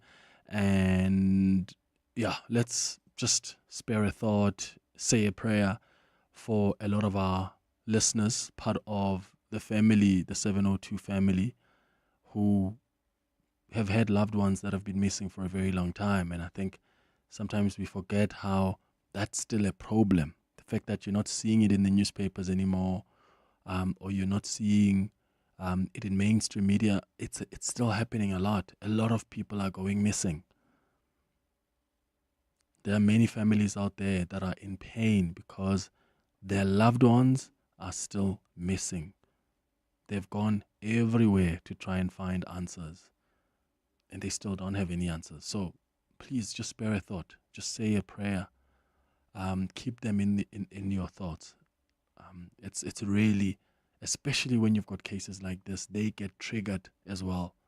What we will do for our next healing hour Anthony made the suggestions, but there are a few others as well who tweeted me, who have sent us WhatsApps asking that we do this. So what we're going to do is maybe the next healing hour we do, we'll just focus on missing people. If you are a loved one, if you're a family of someone who has gone missing, how are you healing from that? How are you managing? What efforts have you made to try and figure out what's happened to your loved ones? And how do you get yourself to live with that? Because I can't even imagine how you do it. So it's really difficult for families who've lost their loved ones. Remember, at 11 o'clock, we're going to do our Listener's Choice feature. And then we're going to wrap up the show at 11:30 with the sharing space. In fact, let me just wrap up the 702 open line with some WhatsApp voice notes that came through earlier on. There's one. Morning, Clement. I hope you're doing well. So about 20 years ago, the time I was 10 or 11 years old, I used to live with my grandmother, and one of the ladies that used to take the bus with her disappeared in Gandhi Square in Joburg City, only to be found a week later by somebody walking in the veld. She was then raped and assaulted and thrown into a mine shaft. Luckily, somebody walked past and heard her screaming, and she managed to survive. She was paralyzed from being thrown down the shaft. But back then, there were many kids in our area that would go missing, even some of them that were in school with us and never to be heard of again. Yeah, good topic and great show, man. Thank you, brother. And yeah, it's crazy like that. It's 11 minutes now after 10 o'clock. Follow 702 on X at Radio 702. All right, 12 minutes now after 10 o'clock. We start our conversation now with the local government minister, Nkosini Hlabisa. As I said to you earlier, he's been on a mission to try and fix the dysfunctional municipalities. The rot in local government has really been put into sharp focus. We've spoken about this many times, and you'll be hearing more and more about the mess at local government over the next couple of months as we get closer and closer to the much anticipated local government elections next year. But yeah, challenges with local government, you know them too well. The issue of funding, which is what the EFF is actually trying to push for in Parliament. They're trying to say to the finance minister, let's increase funding for local government. There's issues of poor leadership, issues of governance, mismanagement of public funds, and there's corruption that you know much about. In fact, according to the review of the 1998 White Paper on Local Government, 57 of South Africa's 257 municipalities are in crisis, while 165 are in financial distress. So that's why even stabilizing municipalities was also highlighted as a priority in President Cyril Ramaphosa's State of the Nation address in February. Minister Nkosini Hlabisa joins us now via Zoom. Minister, thank you so much for making time for us. Good morning. Good morning, Clement, as well as the listeners of Radio 702. Minister, you, as soon as you were elected, appointed, I should say, into this position last year, you spoke about the need to stabilize local government. And I want us to start off maybe with a progress report. What are you able to share with us that has been achieved since you started as a local government minister? I know there are a few attempts, programs that you were working on to try and stabilize this local sector. Are you winning? Thank you very much, Clement. Indeed, from July last year up to now, we have done a great progress. One progress I can indicate, Clement, we have a clear dashboard report. All 257 municipalities, we can easily put them in a dashboard now and say, here is where a big problem lies. Here, the situation is becoming better, and here the situation is better. Because, Clement, there are municipalities that are doing very well. The number is small. They have clean audit outcomes. We do not experience protest in terms of poor service delivery. Almost key services, water is on point. We do not see sewage flowing in the street. Those municipalities are characterized by cleanliness and accountability. But there is a big chunk where we are experiencing challenges. The cabinet established the interministerial committee that has come with a turnaround plan. We have dissected all the municipalities. We know now what medication is needed by this municipality. There is a category of 10, the poor, worst performing municipalities. There is a category of 35, the most dysfunctional municipalities. And we know now what medicine is needed in terms of administration, in terms of councillors. And we are going to engage even the political parties leading those councils, because, Clement, in other municipalities, whatever you can do, as long as the mayor, deputy mayor, and speaker are the same people, you won't achieve anything, because in some of them, incompetence is a major problem. Mm. What do you capabilities? Mm. Yeah, sorry, finish that point. Oh, yes. In other municipalities, there is a high level of incompetence amongst those who are leading council, not in many, but in some of them, where you find the political leadership is doing something completely against the law, and they are doing it on a broad daylight. And that is a result of incompetence. And all you need to do there, a political party leading the council must take a responsibility of replacing those people, because whatever the officials can do, whatever can COPTA do, but if the leader of the council is not willing to cooperate, there is little we can do as COPTA, but political parties can do it. Yeah, and of course, parties play a key role here, because it's the political parties who sometimes don't deploy people with capacity, even at local government, in municipalities, and that causes the problem. And I mean, until local government is professionalized to ensure that culture of competence, we're not going to get anywhere. How do you get the parties to do that, though, Minister? Because the Constitution allows for really the party to deploy whoever they want to deploy in council. But part of the reason that there's so much dysfunction at local government is that some of our public officials just don't have the skills or the capacity for the positions they occupy. I remember an assessment that was done by SALGA, the South African Local Government Association, that found that 62% of councillors had been unable to use basic computers to enable the passing of crucial municipal budgets. Even the presidency previously indicated a while back that only 53% of senior municipal managers meet the minimum competency level. So with this reality, of course, there's going to be a dysfunction. What is good, Clement, at a cabinet level, we are tabling the reports, and it was agreed that it must be on a quarterly basis.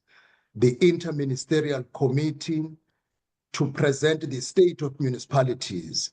We have highlighted and flagged incompetence as a major problem at a political level. Mind you, Clement, all political parties who lead municipalities, that is the ANC, the IFP, the DA, and any other political party that might lead a municipality in South Africa, all their leaders are in the cabinet at a national level. We have all agreed that we must make a new approach at a political level when we deploy leaders of council. It is true, the public can elect any person to be a ward councillor, but it is a political party that decides who must be the mayor, speaker, deputy mayor, and the executive committee. The political parties must go beyond liking a comrade. They must now look at the capabilities, because it is at the discretion of a political party who leads the council. And I'm looking forward to the new deployment. We will see many changes. You will agree, Clement, if you follow, in other municipalities where mayors are being removed currently, when the replacement is done, the replacement, you can see, it is done with someone with certain basic competencies in terms of education, in terms of going with the fourth industrial revolution. And we are looking political parties to redeploy some people who are at a parliamentary, either provincial or national, in 2026 to come and lead municipalities, because that is where the reality of service delivery should talk to our people. I want us to touch on the current funding model, because there are a number of parties, even in Parliament. I spoke to the EFF last week, who want to see an increase in the amount of money that is reserved for local government. I mean, the current model includes a grant from the Treasury, revenue collected for services, and of course rates from residents, which we are told is not sufficient, and yet municipalities have returned about 18 billion rand to the fiscus over the past 5 years. How do we explain that? What is it that is a problem with the current funding model? What leads to municipalities returning money when there's services that must be attended to? Thank you very much, Clement. Let me start with the last one. How do we explain money going back to Treasury? Basically, is a challenge of incompetence. If in the technical department you do not have competent people who are able to monitor projects, if at the finance department or a municipal manager per se is not capable, that is where the problem lies. Again, the mayor of a municipality is a chairperson of the finance committee who must monitor progress in terms of the grants and ensure that grants are spent timeously. If the capacity is not there, there will be a problem. That is why when we talk of the professionalization of the local government sphere, we want competent people, because there are municipalities, Clement, who get additional funding in January and February for the money taken from those who are not performing. And we are not supporting that, because it means people suffer in an incompetent municipality while money goes to those who are doing well. What COGTA has done, therefore, we have a wing called MISA. MISA is a municipal infrastructure support agent which support municipalities on the use of the MIG allocation, that is infrastructure, so that this money don't go back to Treasury. You know, Clement Mfuleni is one of the worst performing municipality, but not a cent was returned to Treasury simply because MISA is at Mfuleni implementing the capital project under MIG. That is what we are going to do. Let me go to therefore the funding problem. Generally, as there is a general situation that the funding model is not equitable because it does not address the backlogs of the past. I am leading the review of the white paper on local government. We have gazetted the process and it is out for public comments. One, the municipalities must be reduced from 257 because there are municipalities, Clement, who have no revenue base to collect, and those municipalities are not viable, and we need to reconfigure them and make them viable municipalities so that when funding is given, you are giving a funding to a viable municipality other than a municipality not viable. And that is why we are proposing to National Treasury that the funding model must not be uniform, where you just calculate the number of people, but look at the backlogs, because some municipalities are far better than others. Those who have been worse advantaged in the past must get better funding. This is what is going to be championed through the review of the white paper on local government. Okay, I see.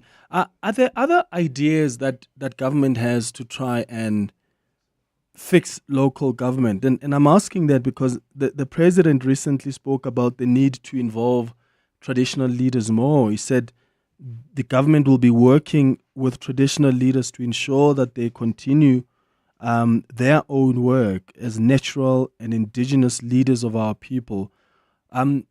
What is the idea around that? I mean, we know what the role of traditional leaders was, back in the day in a lot of communities. Things have since evolved. Not all the communities are under the leadership of traditional leaders. So how would that assist us in trying to fix what is wrong at local government by involving traditional leaders in communities? Clement, it's a combination of two departments: cooperative governance, which deals at most with local government and intergovernmental relations between all three spheres of government. But DTA is traditional affairs, which deals with the role and the contribution and the responsibilities that must be carried by the traditional institution, that is our traditional leaders, our kings, including headmen and headwomen in our communities. These structures, the traditional institutions, play a key role in stabilizing our communities. In many communities, properties are vandalized because people say this is a municipal property, they don't own them. But if you involve all structures, the traditional leaders in our community, they will be part and parcel in educating our communities that the infrastructure for development in our traditional communities is not a municipal infrastructure, it is a community infrastructure. And the traditional institutions, they participate in the local government at a municipal level, representing the traditional institution. All we need to do, as we are reviewing the local government white paper, we need to revisit the small percentage that represent the traditional institution so that a sufficient number is increased from the smaller figure that it is currently to a sustainable number so that they can play a major role even at an executive committee where decisions are taken to influence change and development in our community, but also to make our communities own every development and don't regard the services as the responsibility of the government, but as something the community must play a role to ensure sustainability of the infrastructure in our communities. Yeah. It's going up to 10:30 now. We're going to get the latest in Eyewitness News headlines. When we come back, I want to give you an opportunity to join this conversation with the Minister of Cooperative Governance and Traditional Affairs, Velenkosini Hlabisa. We're getting closer to the local government elections. We've heard year after year from even the Auditor General about the state of our municipalities, and things are not looking good. And I wonder what you think it's going to take to fix our local government. What do you think it's going to take? Give us a call on 011-883-0702. Perhaps you've got a question for the minister as well. The WhatsApp line is 072-702-1702. Sfiso, good morning. Thanks, Clements. Good morning. We start with news just in. The disciplinary hearing into the conduct of Advocate Dalim Mpofu has been postponed at the Legal Practice Council's offices in Pretoria. Proceedings had a bleak start this morning due to a power outage. Mpofu has been hauled before the council to answer on charges which include bringing the code of conduct for legal practitioners into disrepute. Police are searching for a 3-year-old child believed to be missing in Roodepoort in the west of Johannesburg. Muchalifa Savuli was last seen in Tsepisong playing on Sunday. It's not clear how the little boy disappeared, and police are investigating a missing case. And a U.S. official has told the International Court of Justice that there's serious concerns about the impartiality of the UN Agency for Palestinian Refugees, UNRWA. ICJ judges are holding a week of hearings to help them formulate an advisory opinion on Israel's obligations towards UN agencies delivering aid to Palestinians in Gaza. And those are the headlines. This EWN and more at 11 or as it happens. EWN Traffic. Travelling in Mayfair, there are delays on the M2 West between the Crown Interchange and Main Reef Road, while traffic on Park Drive is also backed up between Albertina Sisulu Road and Main Reef Road. There's also slow-moving traffic in the Bedfordview area along the N3 North between Van Buren Road and the Gilulis Interchange, while roadworks are taking place on the N12 West towards the R24 merge, causing delays from Edenville Road.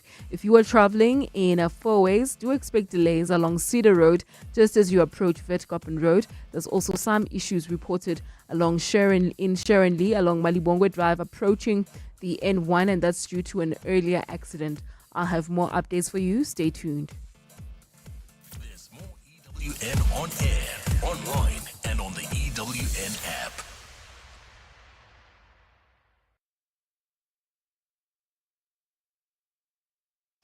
Follow 702 on X At Radio 702.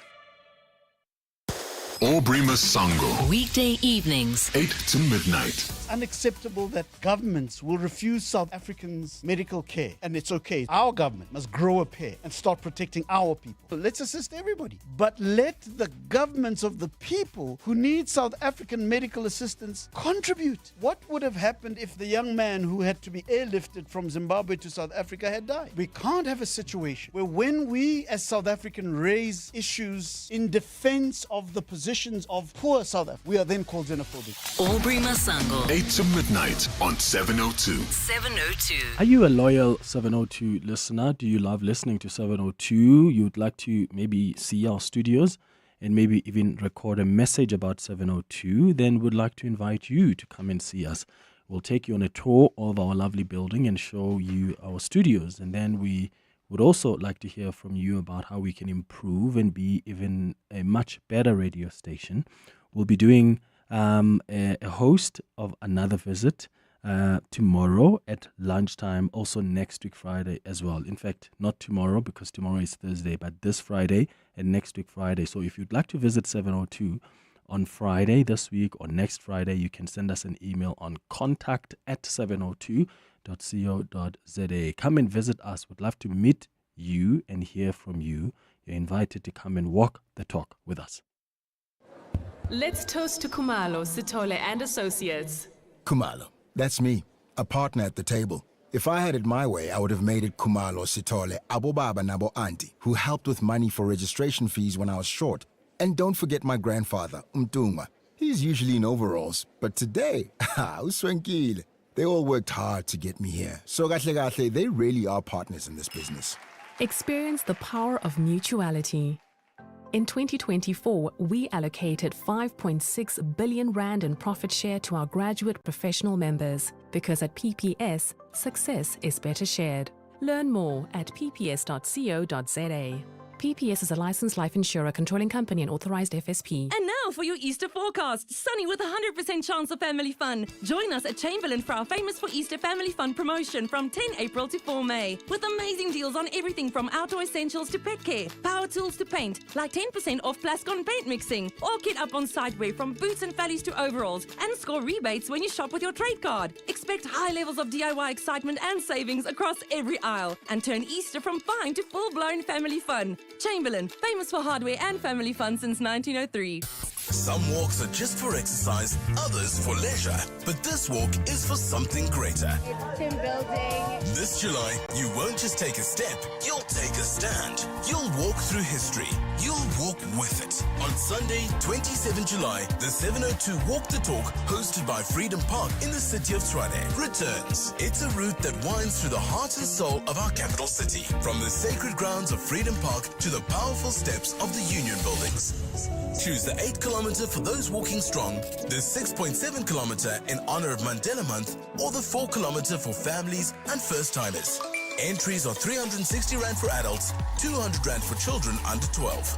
Enter now on primemediaplus.com. 702 Walk the Talk, hosted by Freedom Park in the city of Tshwane, is where footsteps become footprints. Honey, what are you doing? I'm stretching for tonight. I thought you're not dancing at bachelorette parties anymore. Baby, we need the money to put Johnny through matriek mos. And what's the police uniform for? The clients feel safer when I wear it. No, man, just sell your bucky to We Buy Cars. They give the best prices and they pay you within minutes. Okay, but can I just go and dance one more time, please? You know how much I love it. No, the buyer's already on his way here. Wow, okay. Strapped for cash? Just sell your vehicle to We Buy Cars. The easiest way to sell your car by far. Celebrate Mother's Day on Sunday, the 11th of May at Nairock's Winter Sculpture Fair. Experience an Italian-flavored day out with art, music, wine, gourmet food, and good living. The Johannesburg Philharmonic Orchestra will entertain with a string quartet cameos through the day, and there's an appearance by Italian soprano Greta Doveri.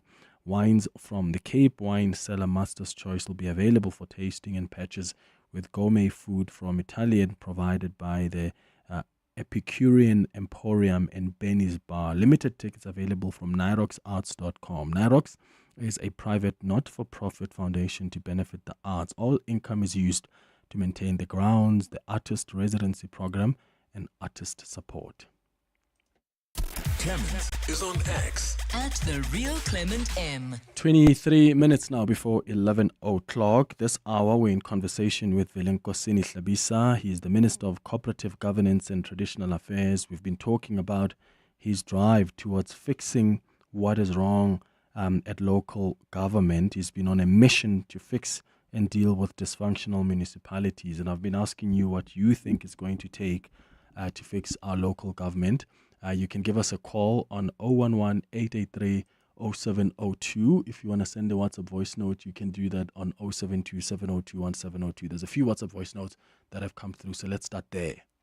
Good morning, Clement. You are speaking to Billy from Pretoria. I don't fully agree with Mr. Hlabisa when he says because people there's no service delivery protest, things are going well. I think as South Africans, we got to a point where even the service delivery strikes doesn't help anymore.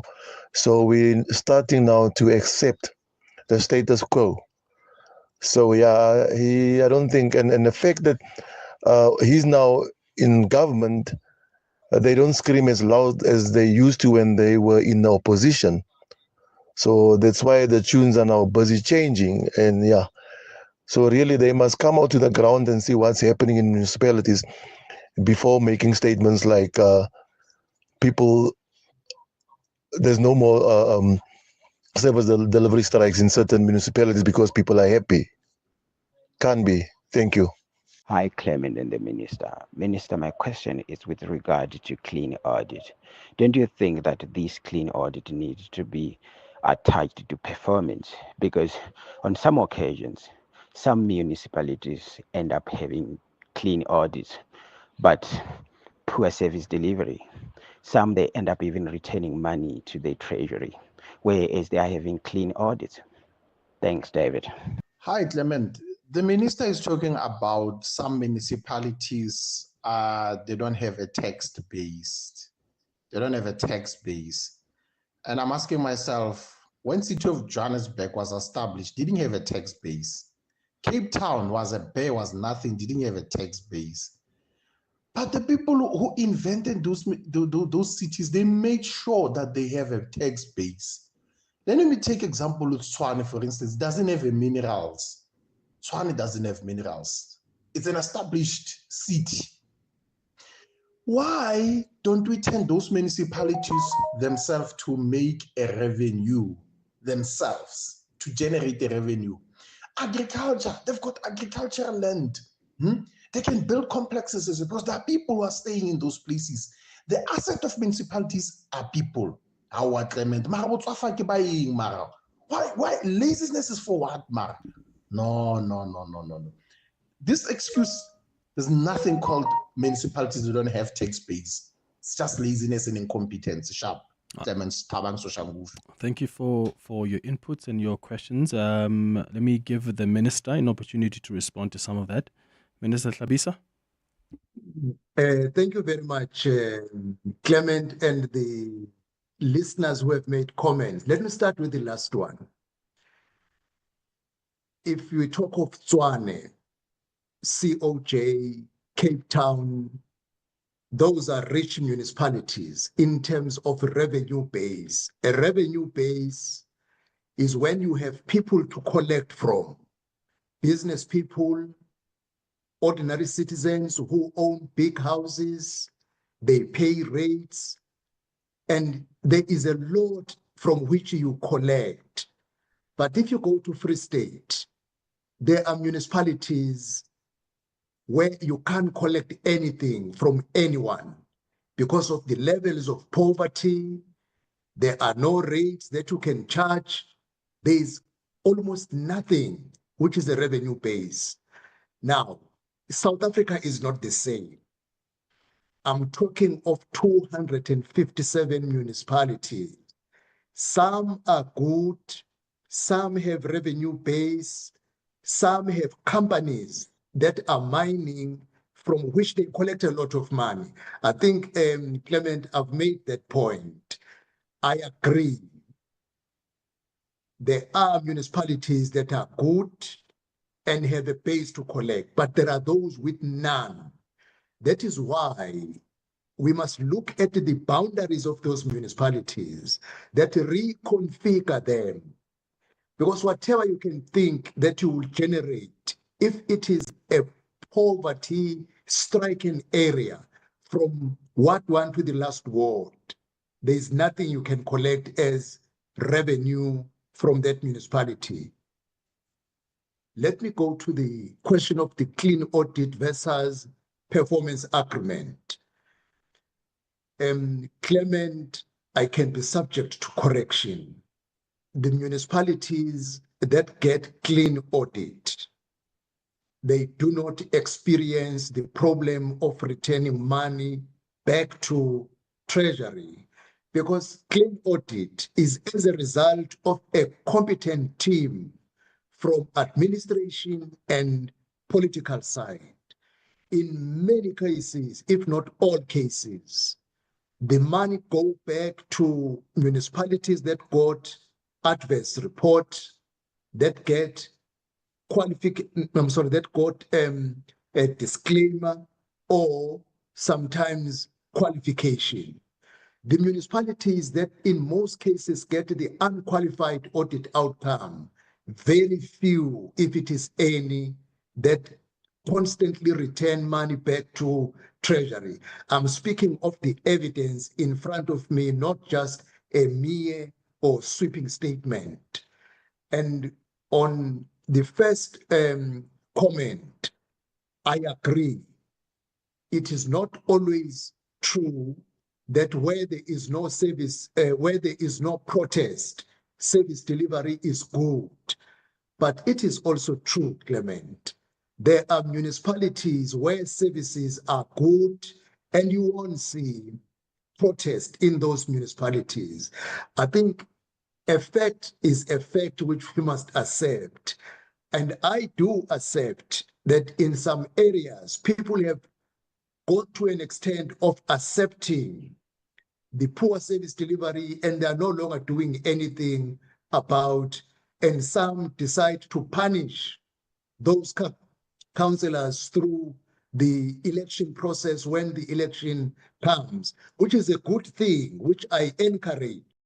When people are not happy with services by a political party governing a municipality, they must vote it out. When they get an opportunity and vote a political party that is going to bring change to them. My brother says you were vocal when you were outside the government. You are no longer vocal. You can't behave as an opposition if you are in government. It's either you are a government or an opposition, but I'm still vocal. People must vote out the councillors who are not servicing them and give an opportunity to another political party. I can't say my political party or which political party because I'm here as a minister. If it is the councillors from the IFP not performing, vote them out. If it is councillors from the ANC or DA not performing, vote them out. If the councillors from these parties I've mentioned are performing, vote them back. That is the power people have. If they are no longer protesting, they must protest through their vote. Mm-hmm. What's the plan, Minister, to deal with municipal debt? I mean, you've got municipalities now owing, let's say, Eskom about 107 billion rand in unpaid electricity bills and water boards. That amount is at about 23 billion rand. I actually saw on the Sowetan newspaper today that Eskom wants to take over electricity distribution in municipalities that are in arrears, because when you look at the numbers, the Eskom has increased, that debt to Eskom has increased to almost, in fact, over 100 billion rand by the end of March. That's a 33% increase over the previous year. Do you support that? Because I know Salga previously has been concerned that if something like that happens, it significantly reduces the municipality's authority to distribute and trade electricity, which then undermines municipalities' abilities to raise revenue. Quite correctly, as you have cited the position of SALCA, during this review of the white paper, together with National Treasury and SALCA, we want to get into an engagement that for a municipality that is failing to pay Eskom, what is the argument not to allow Eskom to distribute directly, because the municipality is accumulating a debt year after year. This is an engagement which we must do with SALCA on the basis of evidence in front of us. We are in a process with National Treasury, which is similar with the issue of water. Many water boards are on a stage of collapsing because they are owed billions of rand which are not paid to them. But we are going beyond Clement.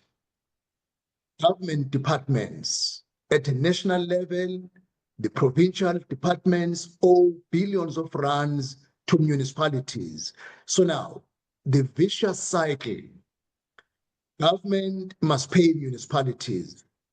Business people and ordinary citizens must pay municipalities. Municipalities must be forced. Once you have been paid money by government, you must pay water boards, you must pay electricity. We have agreed at a cabinet level that we want to work on this problem collectively, because the interministerial committee is a combination of about 15 ministers. So now, we want to compel through Treasury. The Treasury must take money from the government departments, if they are refusing to pay municipalities, and direct it to the municipalities, and also take it from municipalities and direct it to ESCOM and water boards. But it boils down to capacity, Clement. Municipalities with good capacity, they don't owe ESCOM, they don't owe water boards. We have those municipalities. And when you zoom in, it is the question of capacity in the political and administrative leadership. Yeah. Let's go to some calls now. 011-883-0702. Elizabeth, you are calling us from Cape Town. Good morning. Hi, good morning, Clement. This is a wonderful topic. I just want to bring to the attention, this is just my view. I think municipalities are in disarray, and municipalities clean audit, and it really does not speak to services are delivered in the various communities, and if all the communities get the services that they so truly deserve. One thing that I do think, I've been in local government for a very long time, and my area of specialization is local government law. And what I've noticed was that once councillors get elected, they tend to forget about the community they live. I'm of the view that we must empower our communities to conduct oversight and to keep councillors accountable. And if one can perhaps look at, something that is into the rules of order of councillors, where councillors are mandated to report to the communities what they have done. So what you find is items will come to council and they will term it confidential, or those councillors are so concerned about maintaining their positions and keeping the sense that they forget who they are actually representing. Yeah, Elizabeth, I'm struggling with that line a bit, but I think I got some bits of what you are raising, that communities must be empowered, because sometimes councillors are not being too transparent with them. Sometimes they tell them reports they're asking, that communities asking about, are confidential. So I'll get the minister to respond to that. Elizabeth is calling from Cape Town. Amos, you are in Hammanskraal. What are your thoughts? Hi. Hello. Hi, go ahead, Amos. Yes, I just want to find out from the minister, because we've been trying to communicate with the speaker of the municipality and the provincial Kokta MEC in Moretele, Ward 1. We are having a project whereby the SMMEs are being ostracized from the project because the councillor had some bad intentions. He wanted to participate in appointing of SMME so that he can extort money from them. We have even written a formal complaint to the office of the speaker and the office of the MEC in the province, but we were never assisted, and the project is about to be completed now, whereas the SMMEs are not involved in the project. I have even spoken to Dr. Mokwena in the MEC, in the minister's office. Still, I haven't got any help from that, from him. So I don't know who to contact or who can he appoint to assist us, as the SMM is in Ward 1, Moretele local municipality, Northwest. All right, Amos and Hammanskraal, thank you. Let me get the minister to respond to these, and then we'll wrap up with maybe the last or two more questions. Minister? Thank you very much, Clement. And the last caller, because he made reference that he has tried to escalate the problem to Dr. Mkwena, a municipality in Northwest. I will talk to Mkwena when I finish this call so that we are able to revert to Minister Kokta in the province so that he can talk directly to the speaker and the mayor of the municipality so that the SMMEs are given an opportunity to participate in the local economy. We can't impose anything as a national government, but we can facilitate the discussion. Then Elizabeth was breaking, but I heard that he was emphasizing the point of keeping councillors accountable. And I thought she was saying sometimes some information is said is confidential. There shall be no confidential information to a councillor at a municipal level. Yes, to the public, there is an information which can be classified as confidential, but councillors have a responsibility to hold the administration accountable, and the community have a responsibility to hold in return the councillors accountable and also report to them. That is why I underlined the point last time that the community must be active, hold councillors accountable. If they don't respond, remove them from power when the elections come and vote for another councillor who is going to be accountable to you. Yeah. Faith, you are in the Johannesburg South. Hi. Yeah, hi, how are you? Thank you, Clement. My question to the councillor, I know that all over, most of the guys are owing, but the current process or procedure to be taken to actually settle the current bill that one is sitting at, it's really ridiculous. I'll just raise an example or question you, even to you guys. Example, if you're owing municipality bill of 30,000, are you sitting currently with 15,000 that is needed immediately, like now? Do you have that? We don't. So the issue is, when we go and make an agreement, they want an upfront fee of half of the balance of what is owed. Mm-hmm. So it's impossible. We'll never ever get things right. Even when you're owing, I know that nationally, if you're owing, you can either settle your bill. Maybe if your installment is 1,000, you can up that by 1.2, or take an agreement that where you're most suitable to agree on. Yeah, got you, Faith.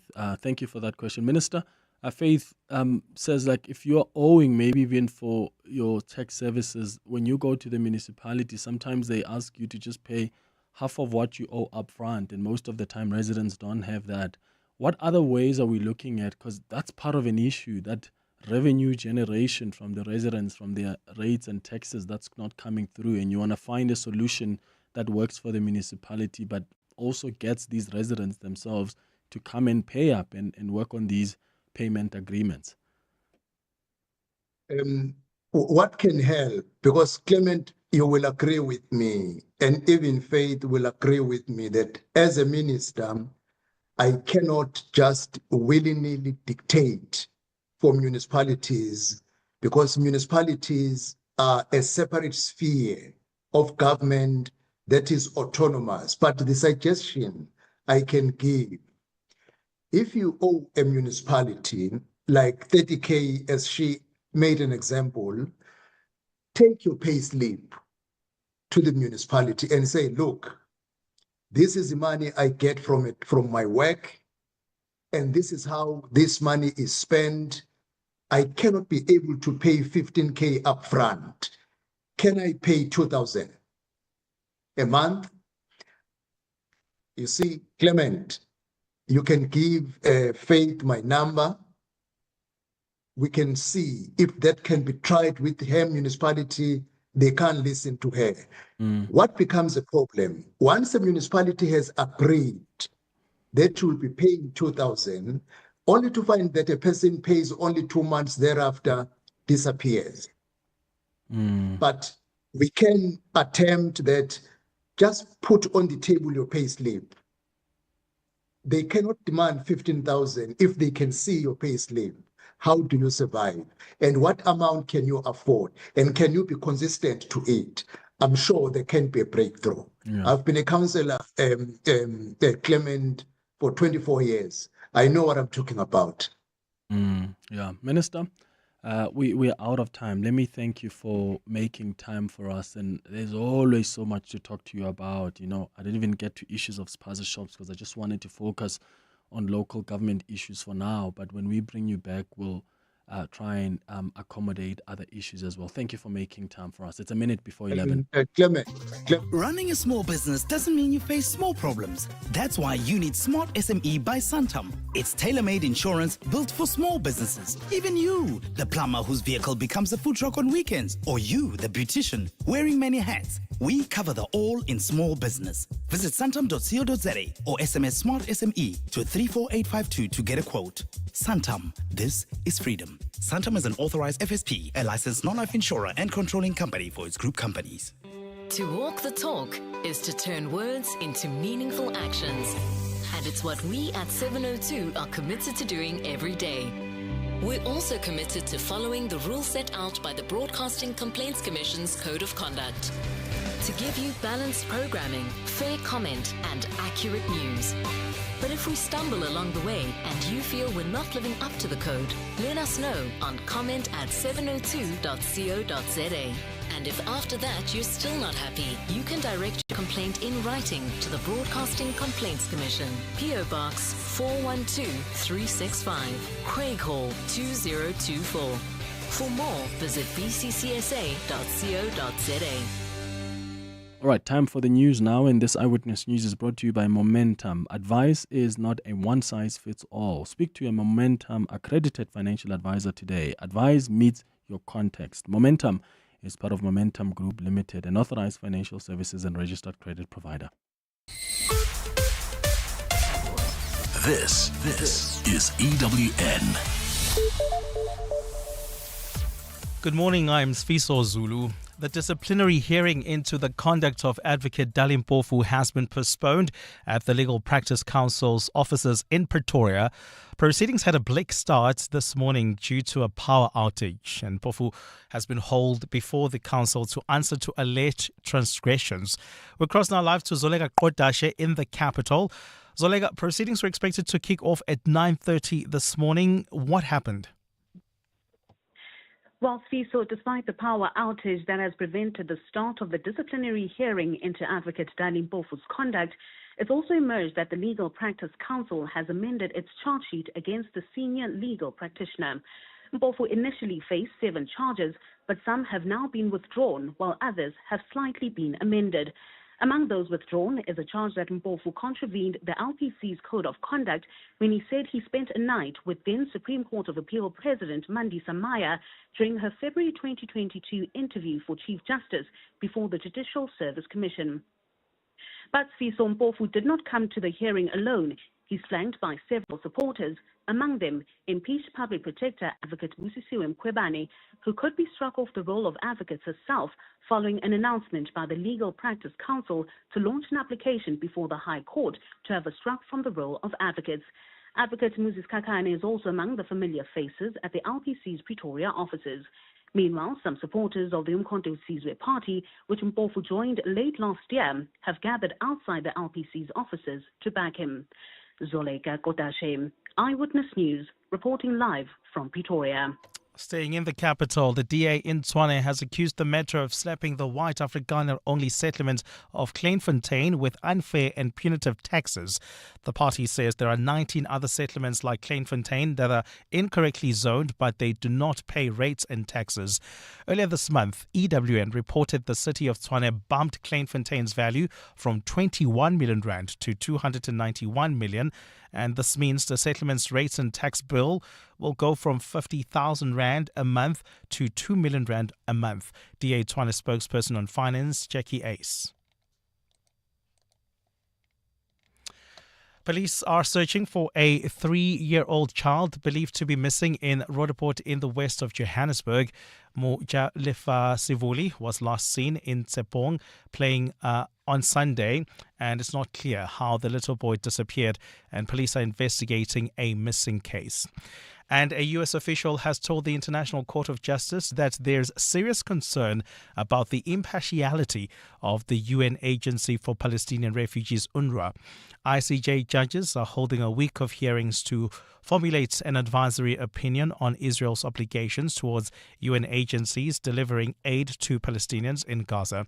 Josh Simmons from the U.S. State Department legal team says information that Hamas has used UNRWA facilities and that its employees participated in the October 7th terrorist attack against Israel are concerning. The UN estimates that 500,000 Palestinians have been displaced since a month-long ceasefire ended in mid-March when Israel resumed air and ground attacks in the Gaza Strip. This triggered what the UN describes as likely the worst humanitarian crisis the occupied Palestinian territory has faced since the war started after the Hamas 2023 attack in Israel, where Hamas killed more than 1,200 people. Israel's offensive has killed at least 52,000 people in Gaza since the October 2023 attack. Around 40 nations and organizations such as the League of Arab States are taking part in the hearings at the world's highest court, and judges are expected to take months before delivering their opinion. Gold is trading at $3,307.67 an ounce. The rand is at 18.54 to the dollar, 24.82 to the pound, 21.08 to the euro. Brent crude oil is at $63.48 a barrel. And in the traffic, we've got delays on the N12 West between Edenville Road and the Kilulis interchange. That's due to roadworks. There's also queuing traffic on the N3 North just as you approach the Kilulis turn off while traveling on the M2 West in the Crown City area. Do expect delays between the Crown Interchange and Main Reef Road. The top story in EWN this hour: the disciplinary hearing into the conduct of Advocate Dalimpofu has been postponed at the Legal Practice Council's offices in Pretoria due to a power outage. EWN, in touch, in tune, and independent. For the latest, visit ewn.co.za or download the EWN app. Some say the squeaky wheel gets the grease. Well, sometimes it gets the grease, sometimes it gets replaced. Generic guidance only fits a few situations. That's why Momentum accredited financial advisors take the time to understand you and only then apply their expertise. Advice meets your context. Momentum, your journey to success. Momentum is part of Momentum Group Limited, an authorized financial services and registered credit provider. You're with Clement Manyathela on 702. Let's Walk the Talk, streaming on the Prime Media Plus app. DSTV channel 856, 92.7 and 106 FM.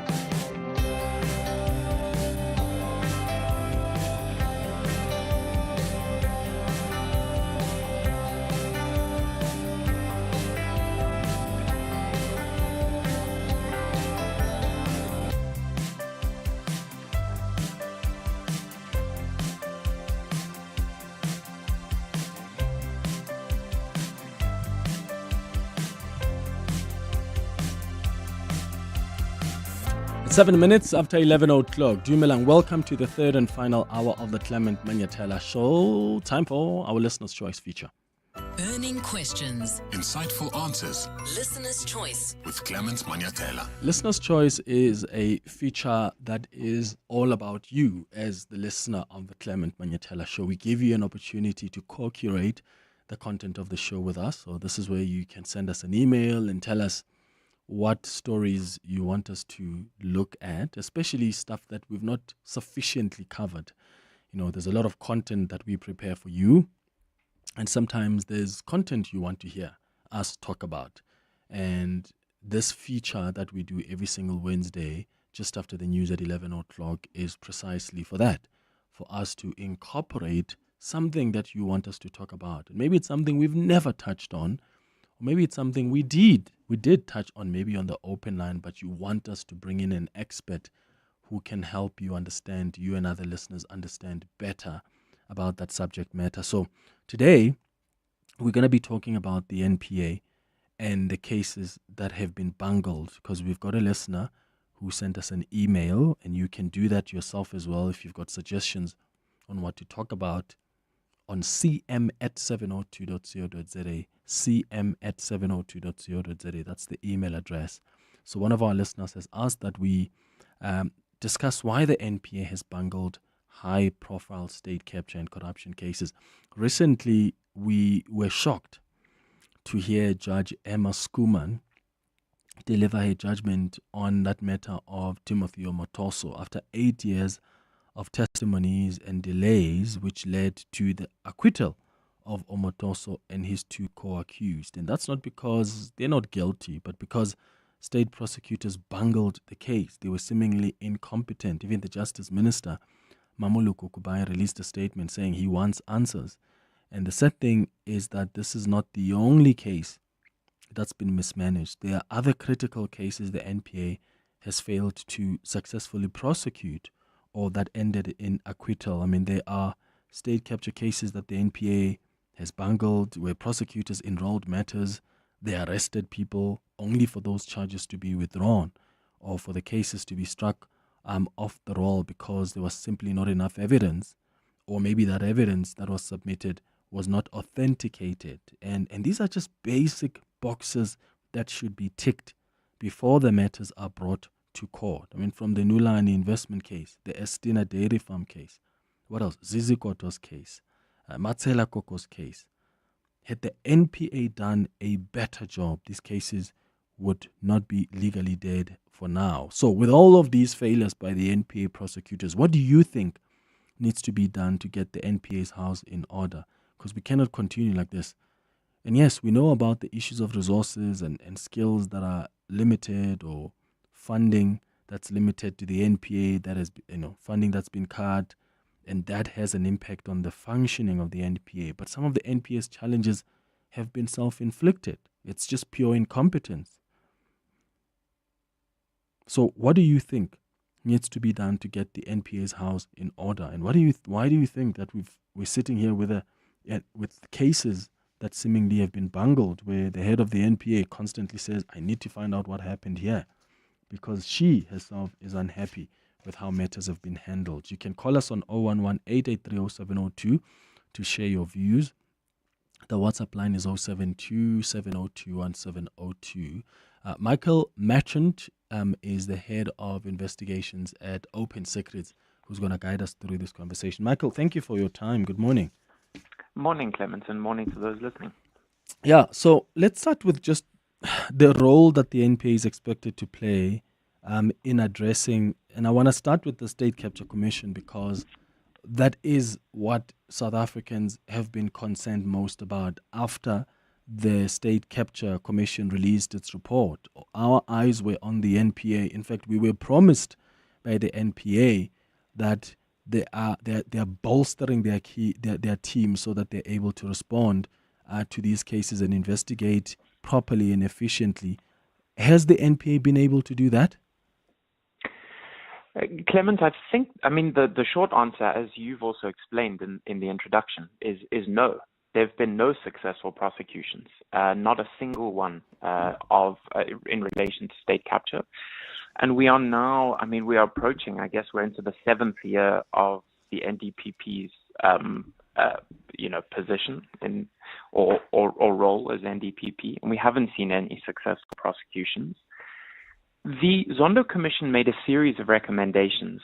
Some of them were structural, but a large number of them did relate, as you say, to investigation, criminal investigation and possible criminal prosecution. And they ranged through a whole kind of series of state-owned enterprises and other stories, those in the private sector and the public sector. And I think that it has become increasingly clear, although it was quite obvious early on that the NPA was struggling, it has become increasingly obvious that they have failed to bring those cases to fruition. As you said, they have enrolled a lot of cases. They've made a lot of arrests, and they've made a lot of promises. They've brought matters to court. And then one by one, those cases have tended to fall by the wayside.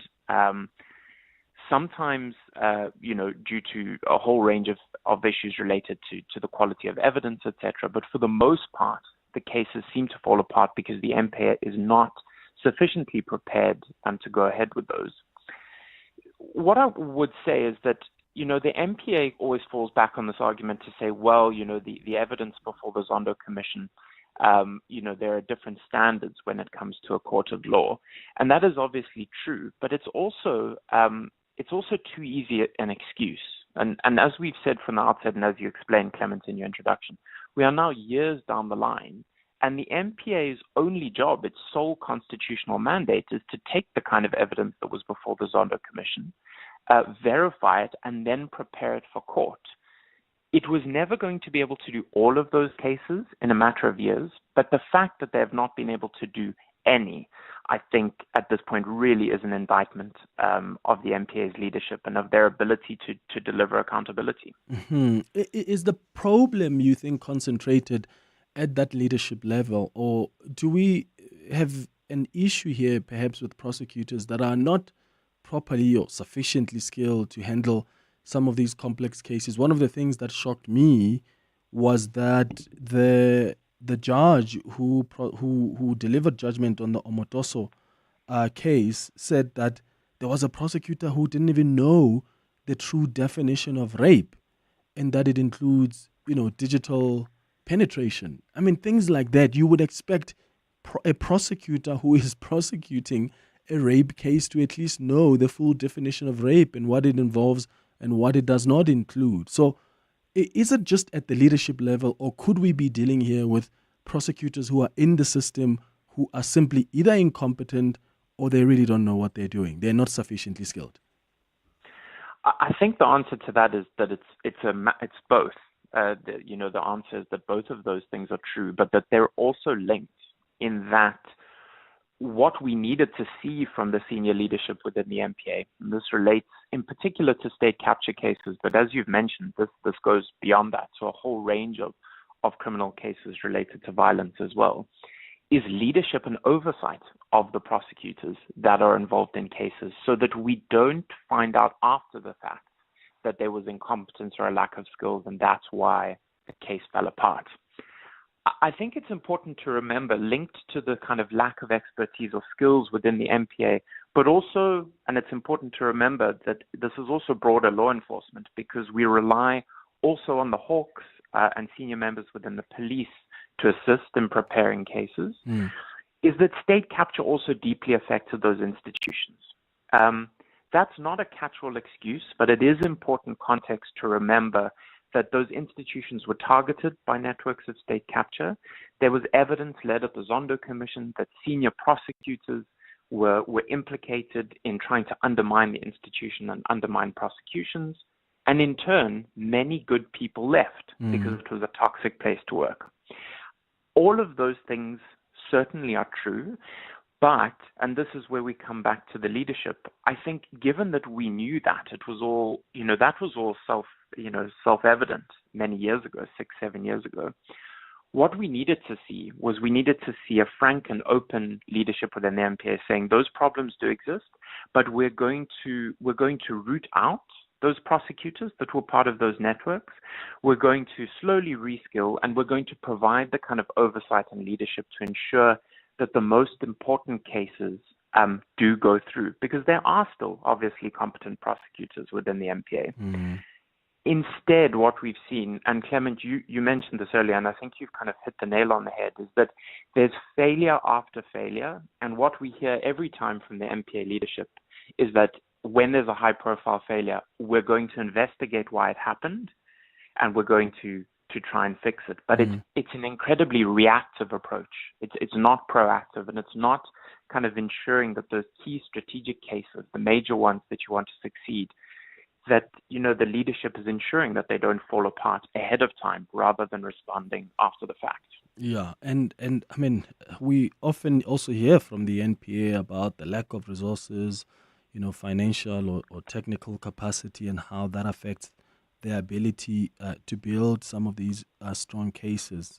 I mean, forensic and financial investigation capacity is also important, and I get that, but there's no way that even in cases where the cases are not so complex, and yet there's still some bungling of sorts. Do you think that sometimes it's the pressure that the NPA is under? Because when they're dealing with many high-profile cases, and then those matters end up being withdrawn or delayed or end up in acquittal. Sometimes I wonder if the NPA is under pressure, and maybe from us as members of the public, to prosecute those cases to a point that they just enroll matters, even when they are not confident that those matters can result in successful prosecutions. Yeah, I think, Clement, just on the first point that you mentioned, the resources question is another classic case of it only being half of the story. It's certainly true, I think, that the NPA and the Hawks are under-resourced, that the state does not give them sufficient resources to tackle the number of cases that they need to deal with. And yet, on the other hand, as you said, that doesn't explain the failure on all of the cases. It might mean, and I think it inevitably means, we're not going to see prosecutions of every single state capture case within a matter of years, but we would have expected to see priorities. I think in terms of the pressure, there's no doubt, I think, that the NPA feels the public pressure. But, in a sense, they're their own worst enemy. Because, first of all, I think that they continually insist to the public that the criticism of them is unfair. And I think that makes it even worse, because the public's expectations of accountability for state capture are not unreasonable. And I think when the NPA suggests that they are, that it's some kind of unreasonable expectation on them to pursue accountability, I think that adds to the pressure. But also linked to that, it was always the idea that pressure is only going to ease when we see successful prosecutions. And so the NPA must have been aware that the only way really to address this issue is to get some strategic key victories.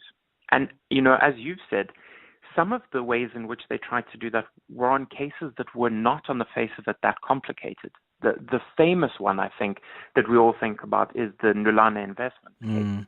That the NPA, it had been described widely as a kind of slam dunk case.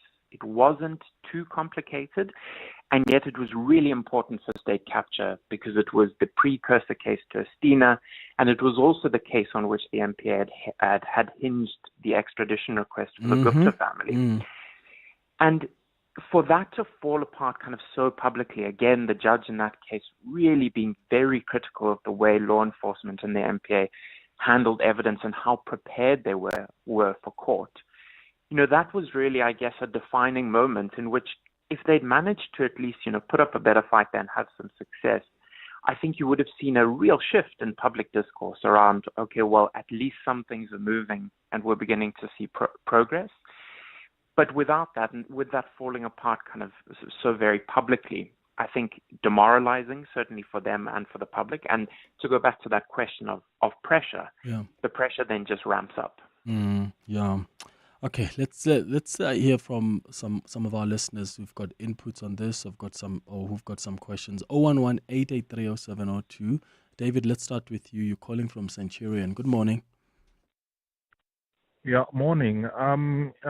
To me, I think, I could be wrong, but something doesn't sound right about these cases because for some reason, this incompetence only surfaces where there's prominent and high-profile cases involved. But on a daily basis, people are prosecuted and they serve sentences for crimes that they committed.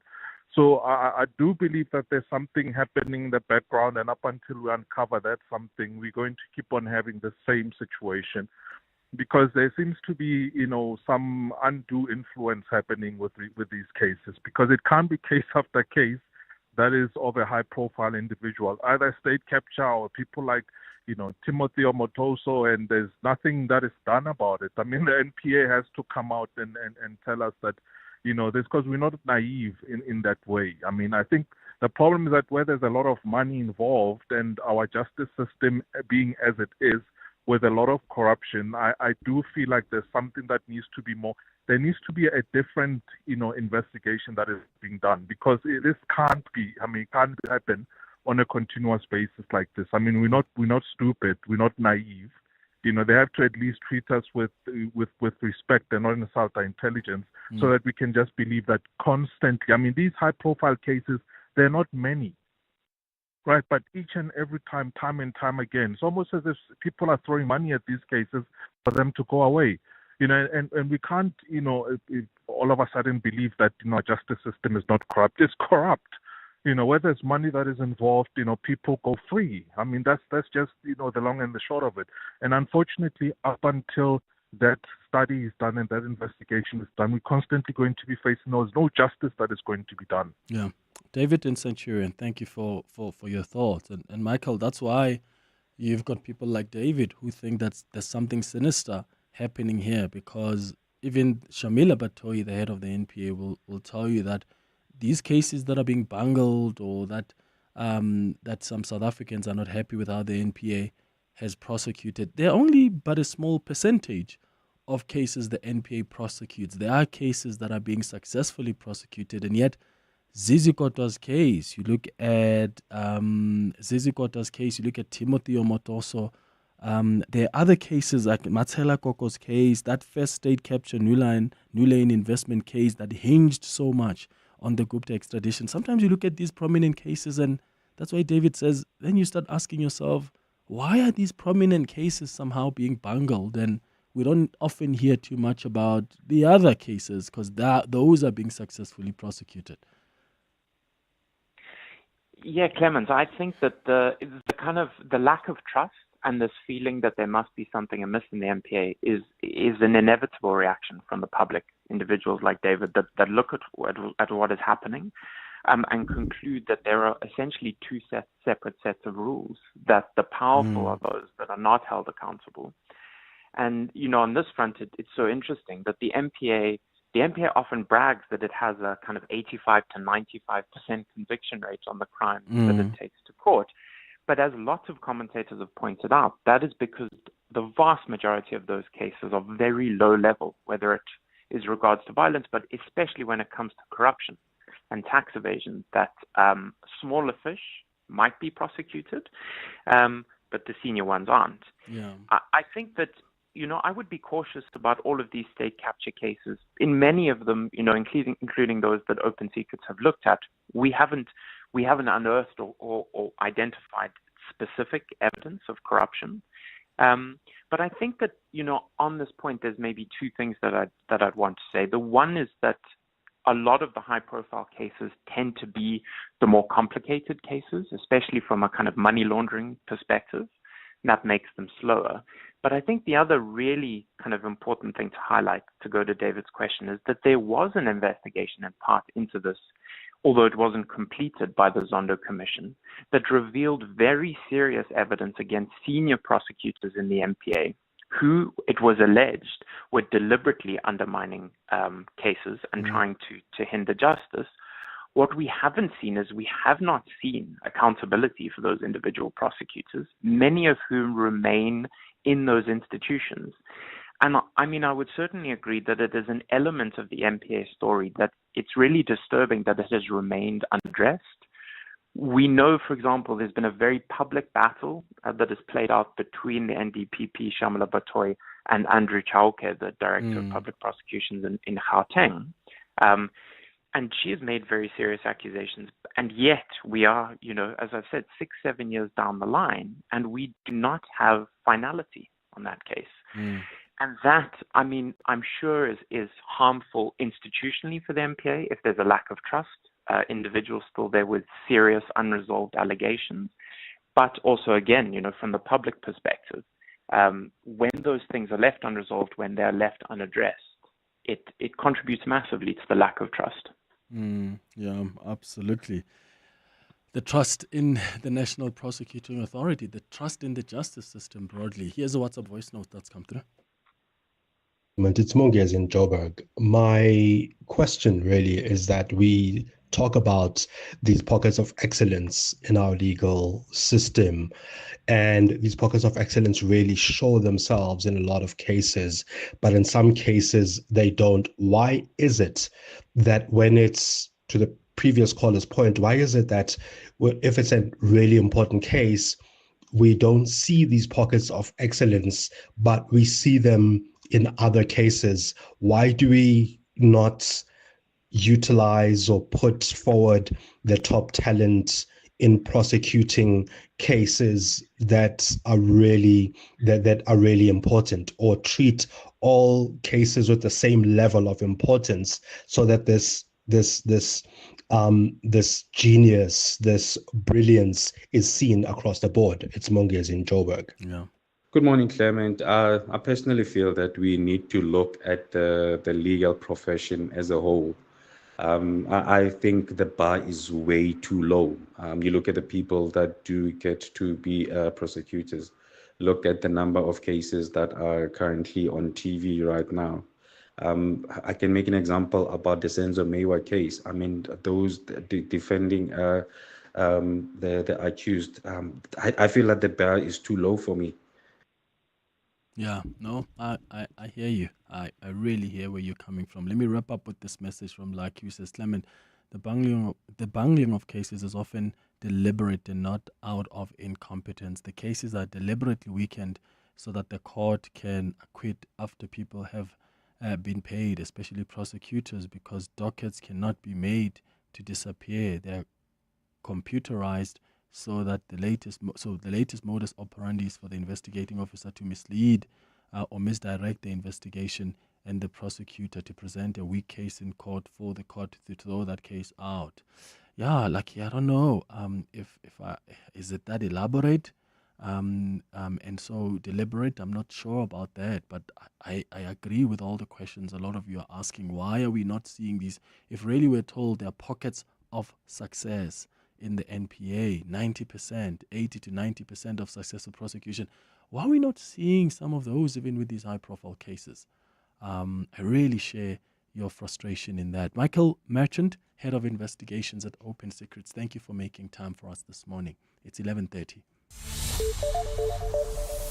Bali has the latest in Eyewitness News headlines. When we come back, we're going to do the Sharing Space feature. We've got an interesting story that one of our listeners has sent us, and I wonder what you think about it.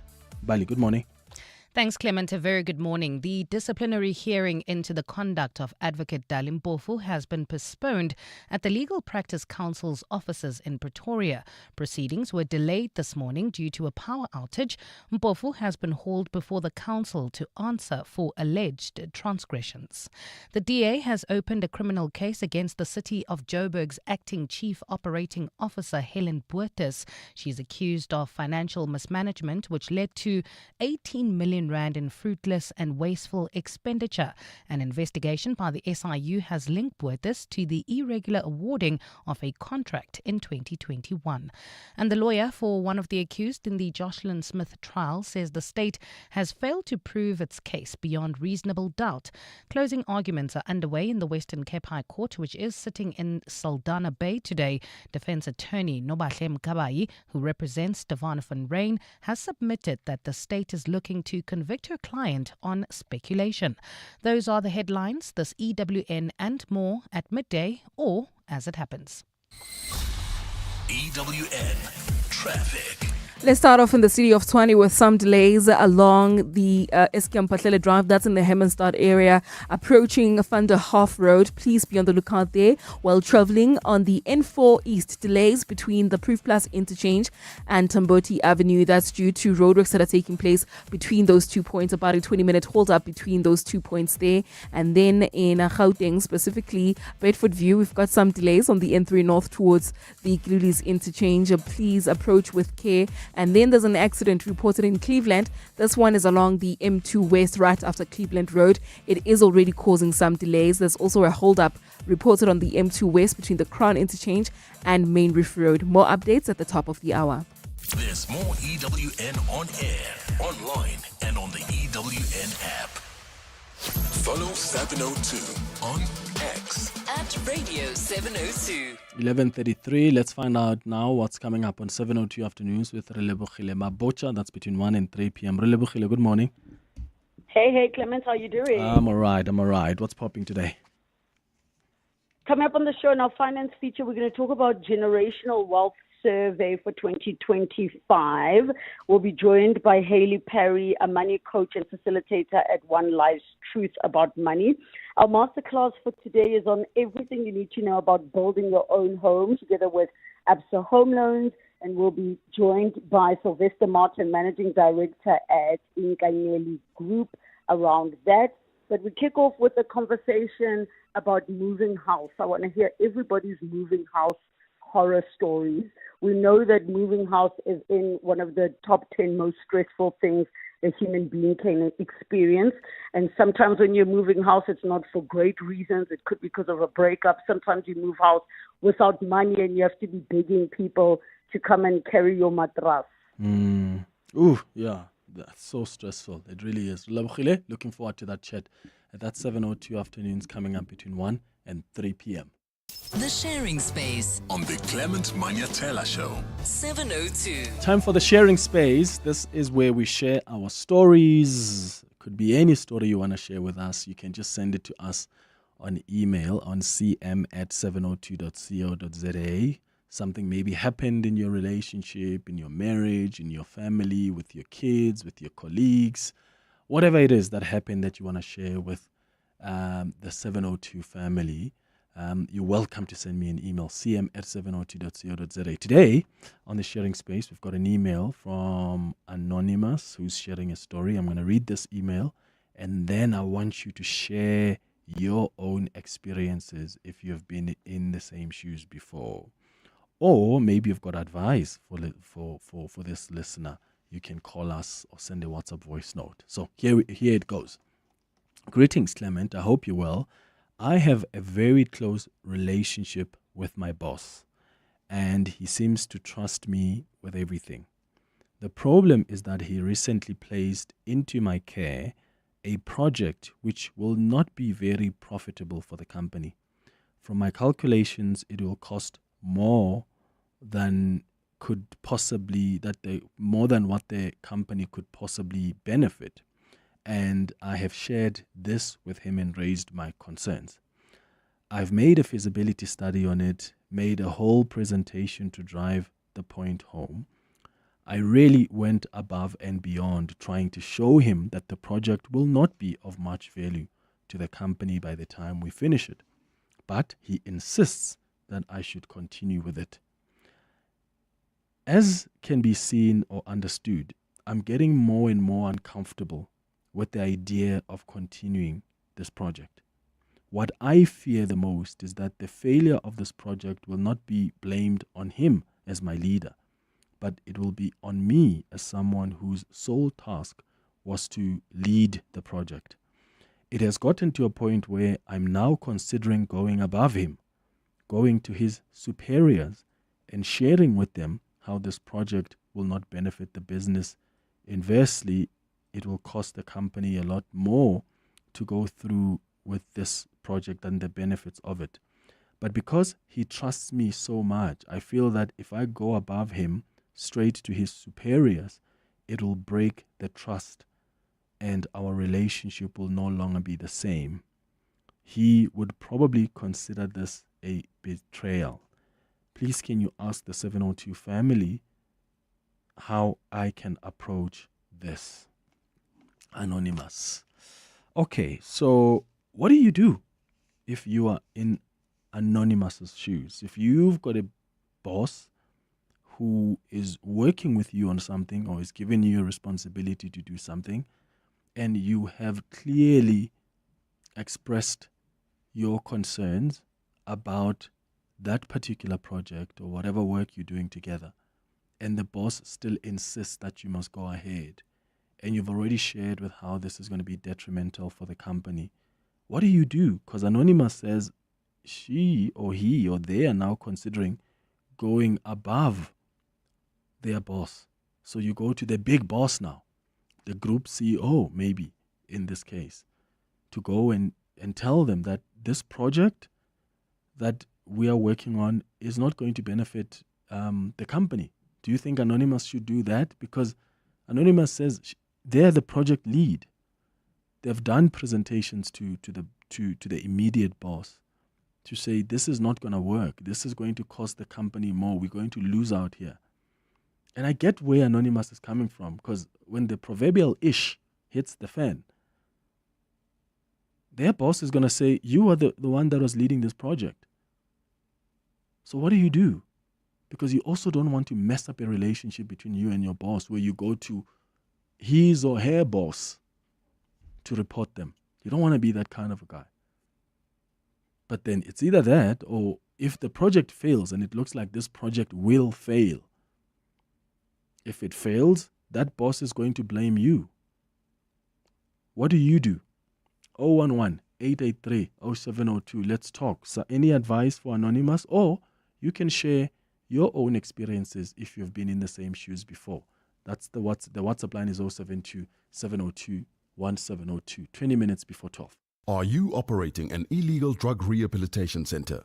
According to the law, no person should operate a rehabilitation center unless it is registered. NPA registration is not a license to provide substance abuse services, whether prevention and awareness, community-based services, inpatient, outpatient treatment, as well as halfway houses and aftercare support. The Gauteng Department of Social Development urges you to register your treatment center. Communities must make sure that they do not refer loved ones to illegal rehabilitation centers.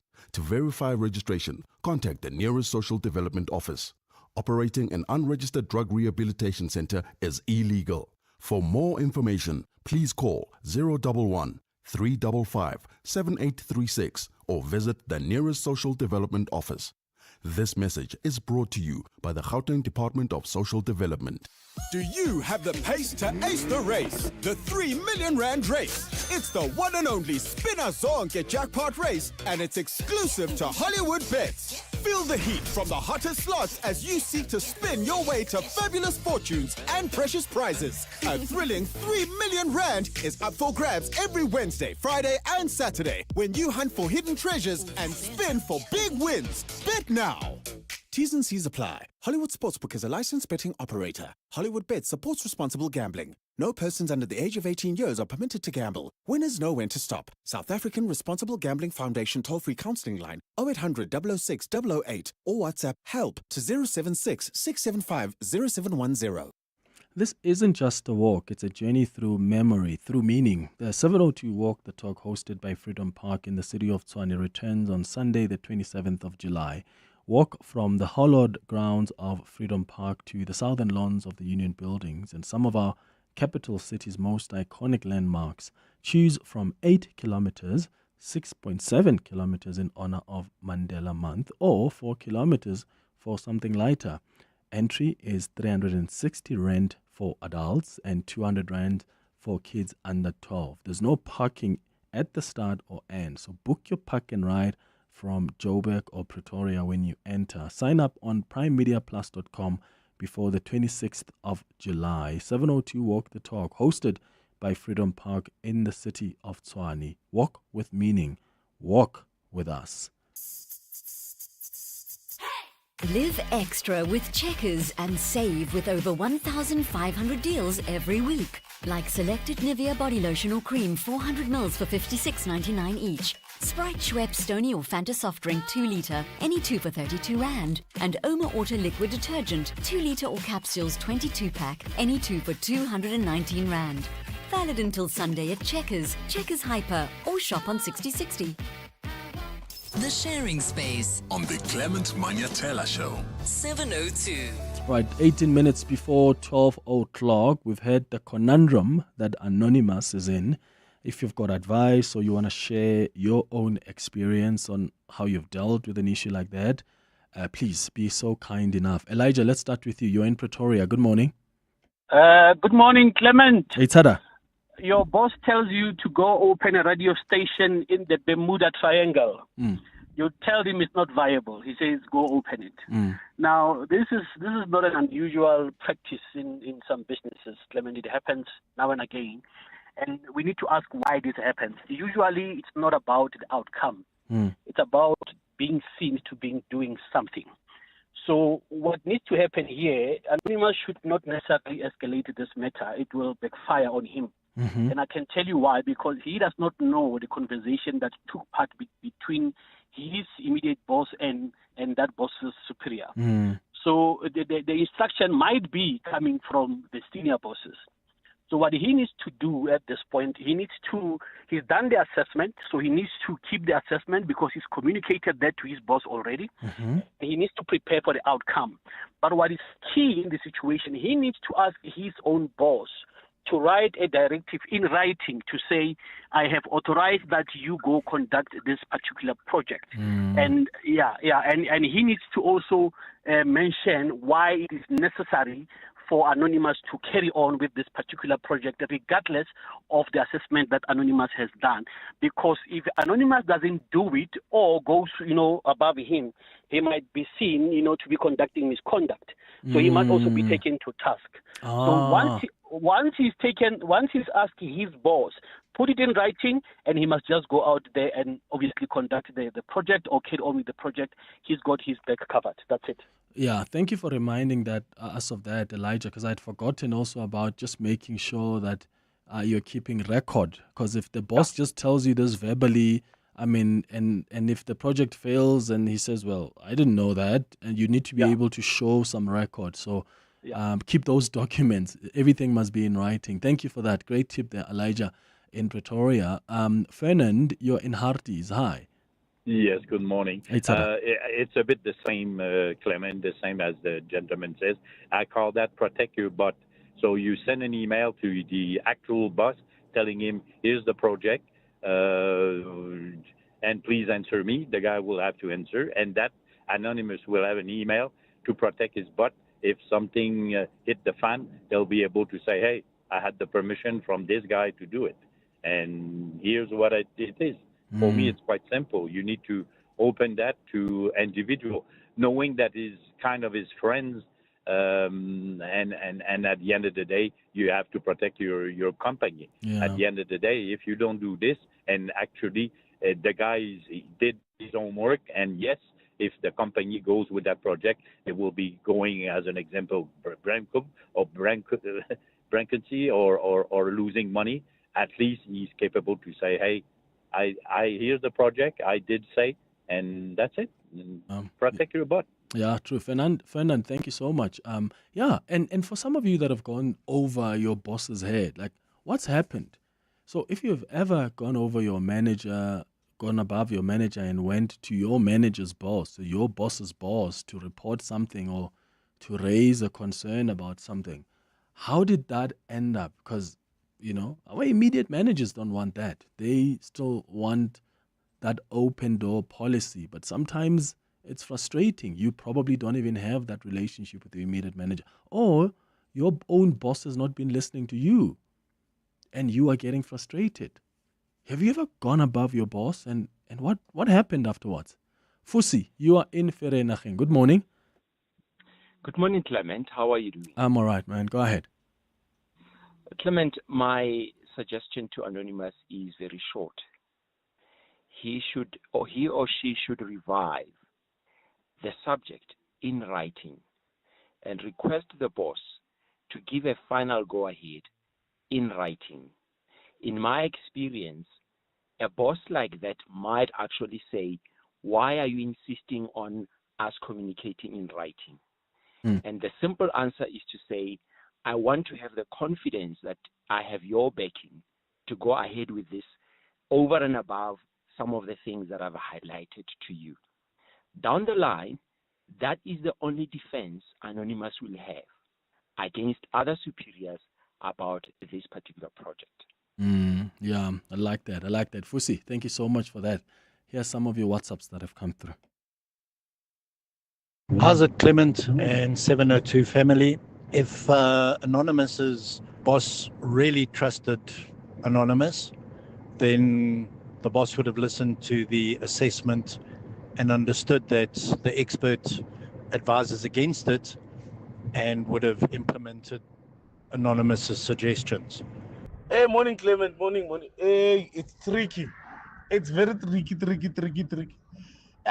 tricky. It's the trickiest thing ever. I don't know, man. But here's the thing.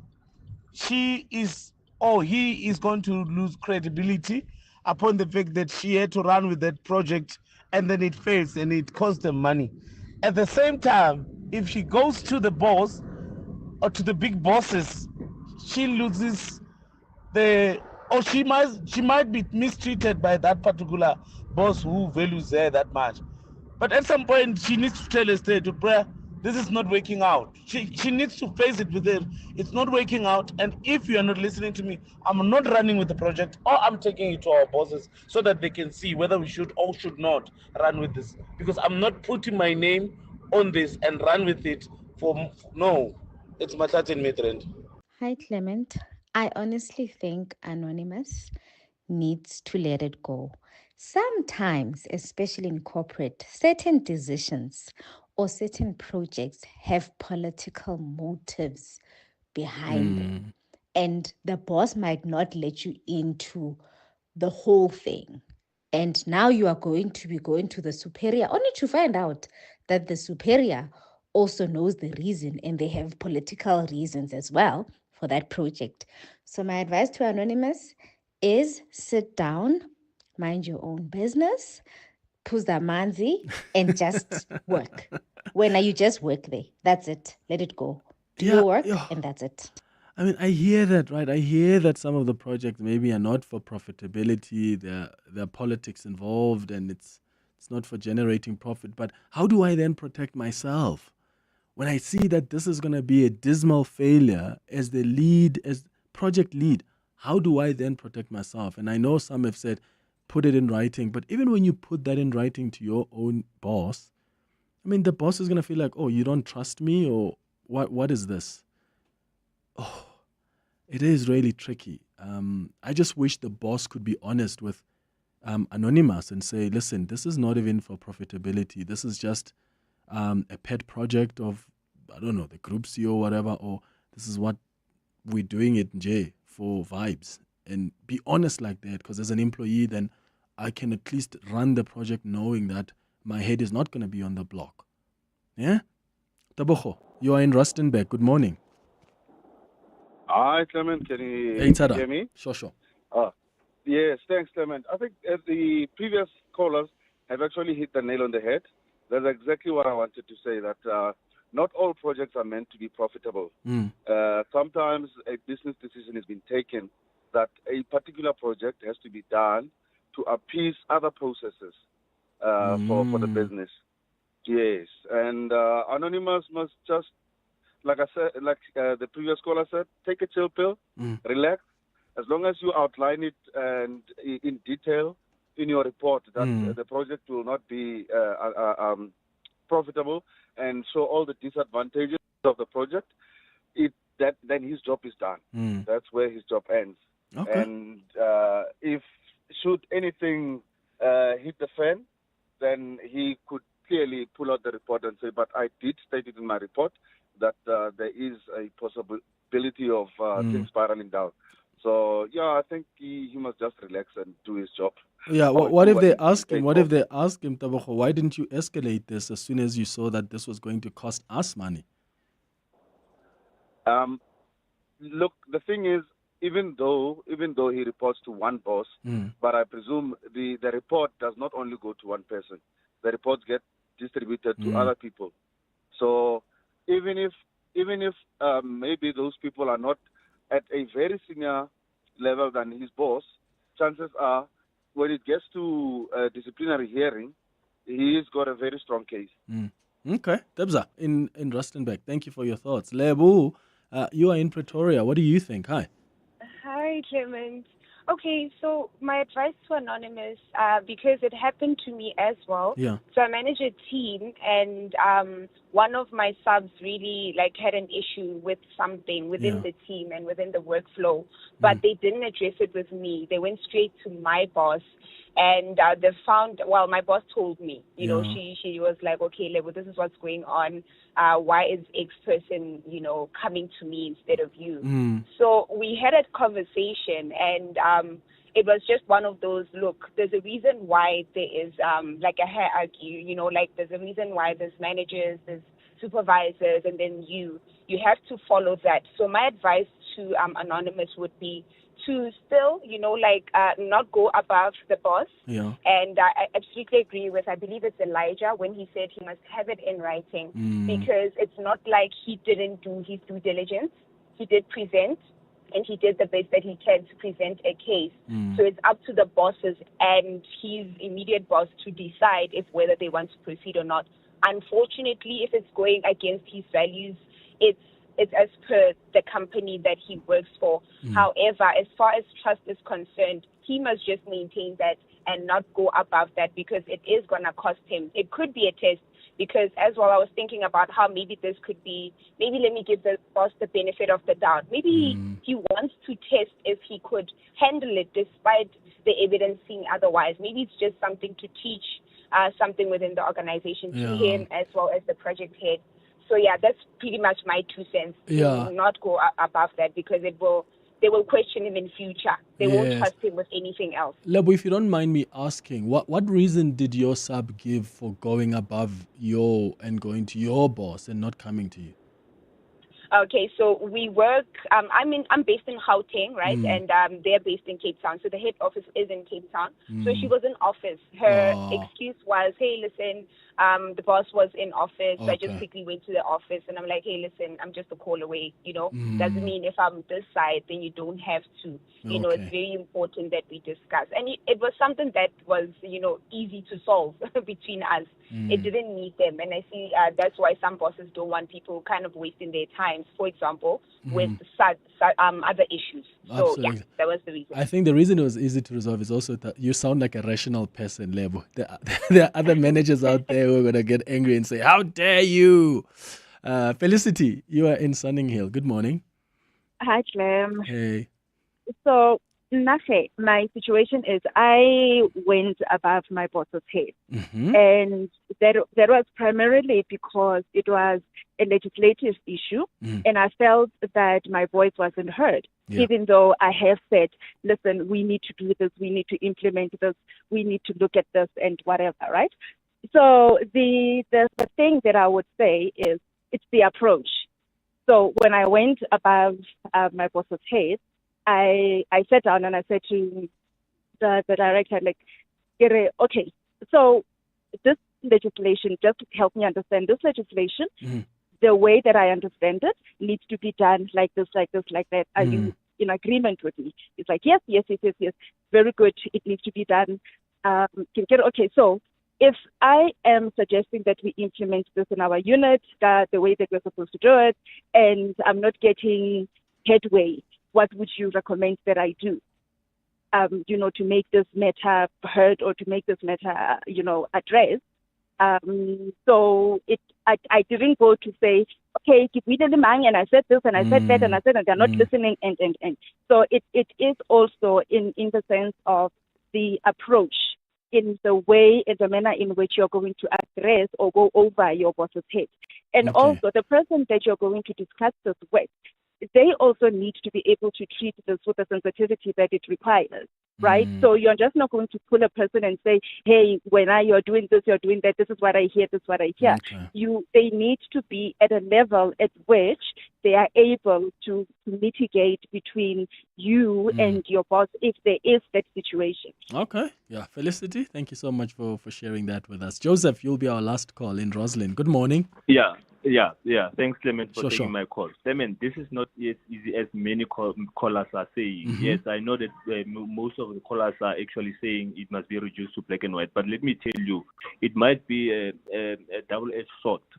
There are spaces or there are careers, Clement, that are regulated. Let me tell you, there's nursing, there's doctors, there's engineers, there's lawyers and so forth. Are you telling me that as a doctor, if you are being given an instruction that is inappropriate, let's use a severe example here, or case of when you are a doctor, you are told to take someone's life. Obviously, you're going to be struck off the road. You may have gotten the instruction in writing, fine.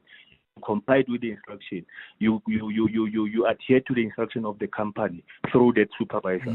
But what happens to your career? You are going to be struck off the road. Now you are going to be stuck. You're no longer going to practice. The same with being nursing and so forth. So the most important thing, and I've worked with lawyers, Clement, in that case, you're not going to implement that, because you're simply saying this is inappropriate, this is uncalled for, this is illegal. So you whether black and white or not, that's not going to assist in certain environments, Clement. It depends on which environment one finds himself. So, okay, yeah, Joseph, I got you.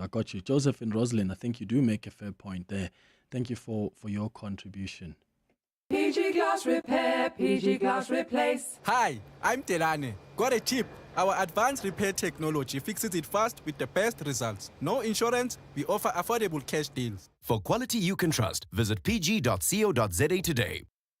You wouldn't want to pay more than you need to for medical aid. So why overpay for car insurance? Switch to Outsurance and you could save big every month. Lorette, a 61-year-old woman, is a real Outsurance client who saves a too good to miss 725 Rand a month on her 2024 BMW X1. Isn't it time you got the real deal? Don't pay more. Switch and save today. SMS out to 45142. That's out to 45142. With Outsurance, you always get something out. A licensed insurer and FSP. T's and C's online. Let's walk the talk. 702. Coming up next, the midday report. How are you doing? Jane, good. You're Long standing time. in for Mandy Winner. Yeah, long time.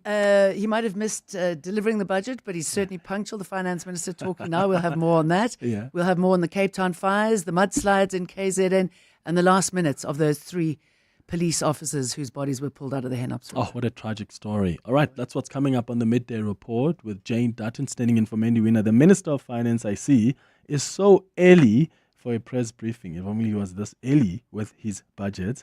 He's already started speaking now, so you'll hear more about it on the midday report. Thank you for listening to the show.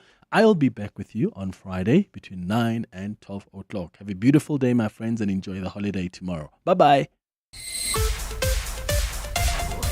This is EWN. Good afternoon. I'm Bali Dlamini. The disciplinary hearing into the conduct of Advocate Dalim Mpofu has been postponed at the Legal Practice Council's offices in Pretoria. Proceedings were delayed this morning due to a power outage. Mpofu has been hauled before the council to answer for alleged transgressions. Zolega Kotashe has more. We shift our focus to this now. The DA has opened a criminal case against the City of Joburg's acting Chief Operating Officer, Helen Boertes. She is accused of financial mismanagement, which led to 18 million rand in fruitless and wasteful expenditure. An investigation by the SIU has linked Boertes to the irregular awarding